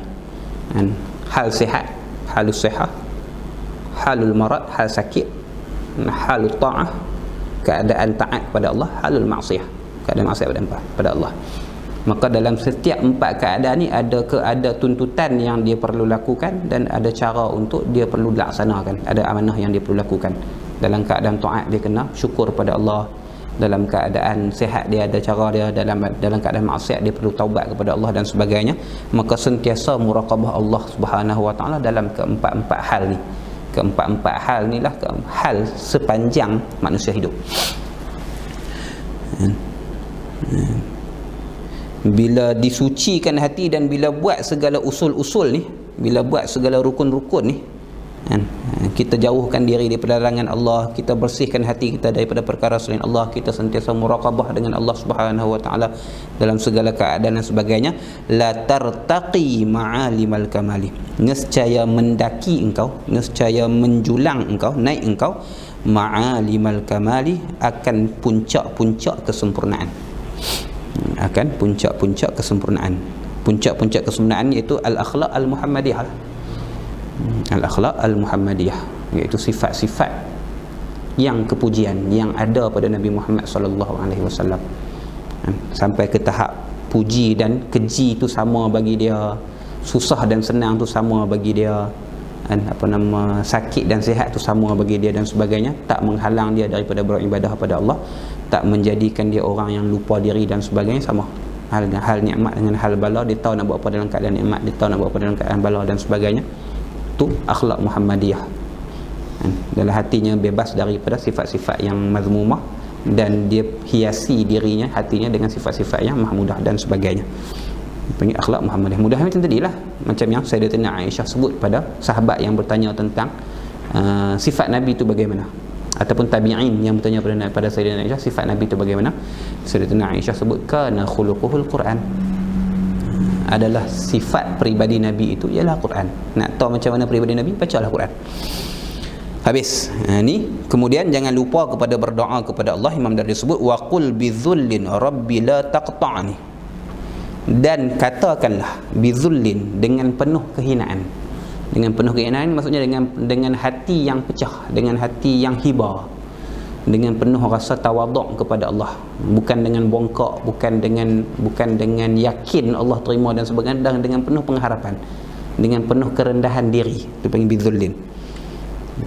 Sebab doa dalam keadaan yang penuh tawaduk inilah yang paling besar peluang untuk diterima oleh Allah. Dalam satu hadis Nabi SAW bersabda, innallaha indal munkasiratil qulub, bahawasanya Allah itu di sisi orang-orang yang pecah hati dia. Maksudnya orang yang meminta kepada Allah dengan penuh tawaduk, dengan penuh kerendahan diri, dengan penuh rasa hina sebagai hamba kepada Allah Subhanahu wa taala. Minta apa? Rabbi la taqta'ni. Rabbi, ya Rabbi lah di hazah huruf nida. Wahai Tuhanku, la taqta'ni, jangan engkau putuskan aku, anka daripada engkau, biqati'in, dengan satu perkara yang memutuskan. Satu perkara yang memutuskan sini maksudnya dengan setiap apa-apa saja yang menyibukkan aku daripadamu. Kullima yashtaghilul qalbi minal ubudiyah, itu maksud qati' tu. Setiap perkara yang menyibukkan diriku daripada beribadah kepadamu, daripada menjadi hamba-Mu. Minta ke Tuhan lagu tu. Banyaklah dia panggil awaiq, perkara-perkara yang menghalang kita daripada menjadi hamba Allah yang sebenarnya. Dunianya, manusianya, hartanya, keadaannya, ilmunya dan sebagainya. Hatta ilmu juga kadang-kadang memutuskan kita daripada jadi hamba Allah. Dengan ilmu tu kita jadi bongkak, dengan ilmu tu kita jadi sombong, dengan ilmu tu kita rasa kita lebih pada orang dan sebagainya. Ilmu yang sepatutnya membawa manfaat pada kita, dia menghijab kita daripada Allah Subhanahu wa taala. Minta Allah jangan buat kita lagu tu dan sebagainya lah. Bab keduniaan ke, harta benda kita ke, kita berniaga ke, kita mengaji ke, kita buat apa pun, jangan minta kepada Allah dengan penuh rasa rendah diri, dengan penuh pengharapan. Jangan jadikan perkara-perkara itu sebagai penghalang daripada kita terus menjadi hamba bagi Allah. Itu maksud la taqta'ni anka biqati'in wa la tahrimni, dan jangan engkau halang akan daku. Wala tahrimni ay wala tamna'ni, jangan engkau halang aku, min sirrikal abha, daripada rahsiamu. Sirrika al abha, yang bersinar-sinar. Rahsia kat sini dengan maksud nur ilahi lah, cahaya-cahaya ketuhanan yang Tuhan letakkan dalam hati. Nurul ilahi, cahaya-cahaya ketuhanan yang Tuhan letakkan dalam hati hamba, yang dengannya bihi yufarriqul abdu bainal haqqi wal batil. Dengan cahaya ketuhanan, makrifah, rahsia-rahsia kefahaman agama yang Tuhan letak dalam hati, itulah, dengan itulah dia boleh membezakan antara yang hak dengan yang batil. Minta supaya Tuhan tak halang kita daripada ada cahaya tu, daripada menerima cahaya tu.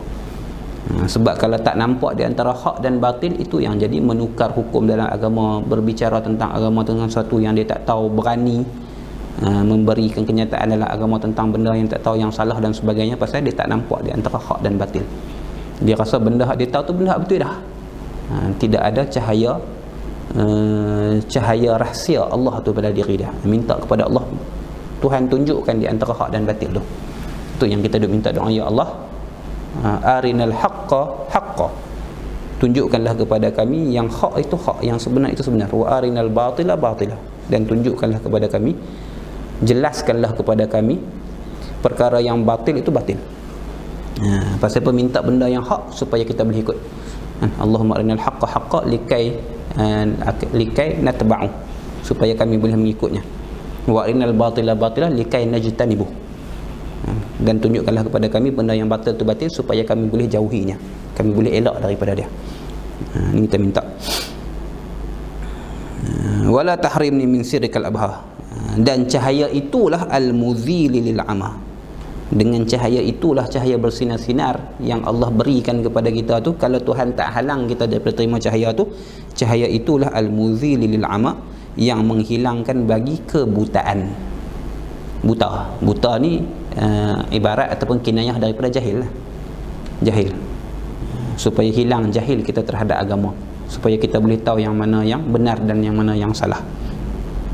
Waqtim bi khairin ya rahimir rahama, dan tutupkanlah dan sudahilah akan kami lah. Akan kami ni maksudnya akan amalan kami, akan ahwal kami, akan ibadah kami, akan umur kami, tamatkanlah riwayat kami ni bi khairin, dengan kebaikan. Bi khairin, bi husnil khatimah lah. Bi husnil khatimah, dengan dengan pengakhiran yang baik. Ya Rahimir Rahama, Rahim dengan mana arham, wahai Tuhan yang mengasihi segala yang mengasihi. Ini seolah ni Imam Dardir ambil daripada hadis Nabi itulah, musalsal bil awaliyah, ar-rahimun yarhamuhumur rahman irhamu man fil ardi yarhamukum man fis sama. Seolah-olahnya Imam Dardir ambil kat situ, ambil dari situ. Sudahilah kami, riwayat kami, umur kami, ahwal kami, diri kami, ibadah kami, amalan kami ni dengan kebaikan. Maksudnya dengan husnul khatimah, dengan pengakhiran yang baik. Ya Rahimir Rahama, wahai Tuhan yang mengasihi segala yang mengasihi. Maksudnya Tuhan yang paling mengasihi. Habis. Kemudian kata walhamdulillahi alal itmami, dan segala kepujian bagi Allah itu alal itmami, di atas penyempurnaan. Itmam maksudnya itmamil kitab ni lah, penyempurnaan risalah ni, iaitu nazam Jawharah Tauhid, nazam Kharidah Bahiyah ni. Wa afdalus salati wassalami, dan seafdal-afdal selawat dan salam ala nabiyil hashimil khatimi, di atas Nabi al-Hashimi yang berketurunan Hashim. Hashim ni tok wan bagi ayah Nabi, dia datuk Nabi yang kedua, Nabi Muhammad sallallahu alaihi wasallam bin Abdullah, Abdullah bin Abdul Muttalib, Abdul Muttalib bin Hashim. Hashim ini nisbah pada Hashim itulah. Jadi Nabi keturunan Hashim, dia panggil al-Hashimi. Imam kita Imam Syafi'i dia al-Muttalibi, dia sepupu bagi Hashim. Dia kalau nak kira nisbah jalur Imam kita Syafi'i dengan Nabi ni, dia sepupu lah, walaupun sepupu yang tak sama level. Kira sepupu lah, sebab Imam Syafi'i keturunan Muttalibi, Nabi Muhammad keturunan Hashimi. Muttalib dengan Hashim ni dua balik. Muttalib dengan Hashim dua balik. Daripada Hashim ni ada anak nama dia Syaibah. Syaibah tu yang digelar dengan Abdul Muttalib, hamba bagi Muttalib buat menekan dia tu. Tu cerita dalam sirah lah, tu pengajian dalam sirah. Jadi kalau Imam Syafi'i al-Muttalibi, kalau Nabi Muhammad sallallahu alaihi wasallam al-Hashimi, yang daripada keturunan Hashim. Al-Khatimi, yang penutup, maksudnya yang penutup para nabi dan rasul. Wa alihi, dan selawat dan salam itu juga di atas keluarganya Nabi, wa sahbihi, dan segala sahabat-sahabatnya, al-akarimi, yang mulia-mulia. Maka ni penutup ataupun penyudah bagi matan al-Kharidah al-Bahiyah. Wallahu subhanahu wa ta'ala alam. Mudah-mudahan dapat kesudahan yang baik bagi kita semualah, insya-Allah.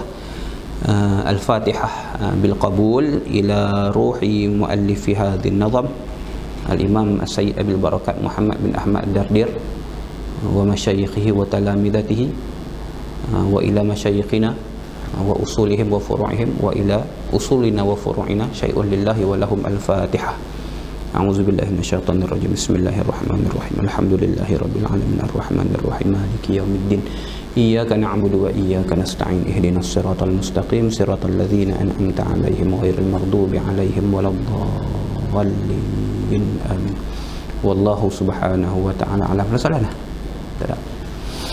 Subhanakallahumma wa bihamdika asyhadu an la ilaha illa anta astaghfiruka wa atubu ilaik. Allahumma salli afdhala salatin ala as'adil makhluqatika sayyidina Muhammadin wa ala alihi wa sahbihi sallim adada ma'lumatika wa midada kalimatika kullama dhakaraka adh-dhakiruna wa ghafala an dhikrika al-ghafilun. Allahumma salli afdhala salatin ala as'adil makhluqatika sayyidina Muhammadin wa ala alihi wa sahbihi sallim adada ma'lumatika wa midada kalimatika kullama dhakaraka adh-dhakiruna wa ghafala an dhikrika al-ghafilun. Allahumma salli afdhala salatin ala as'adil makhluqatika sayyidina Muhammadin wa ala alihi wa sahbihi sallim adada ma'lumatika wa midada kalimatika kullama dhakaraka adh-dhakiruna wa ghafala an dhikrika al-ghafilun. Wa sallallahu wa sallama alaihi wa ala alihi walhamdulillahi rabbil alamin.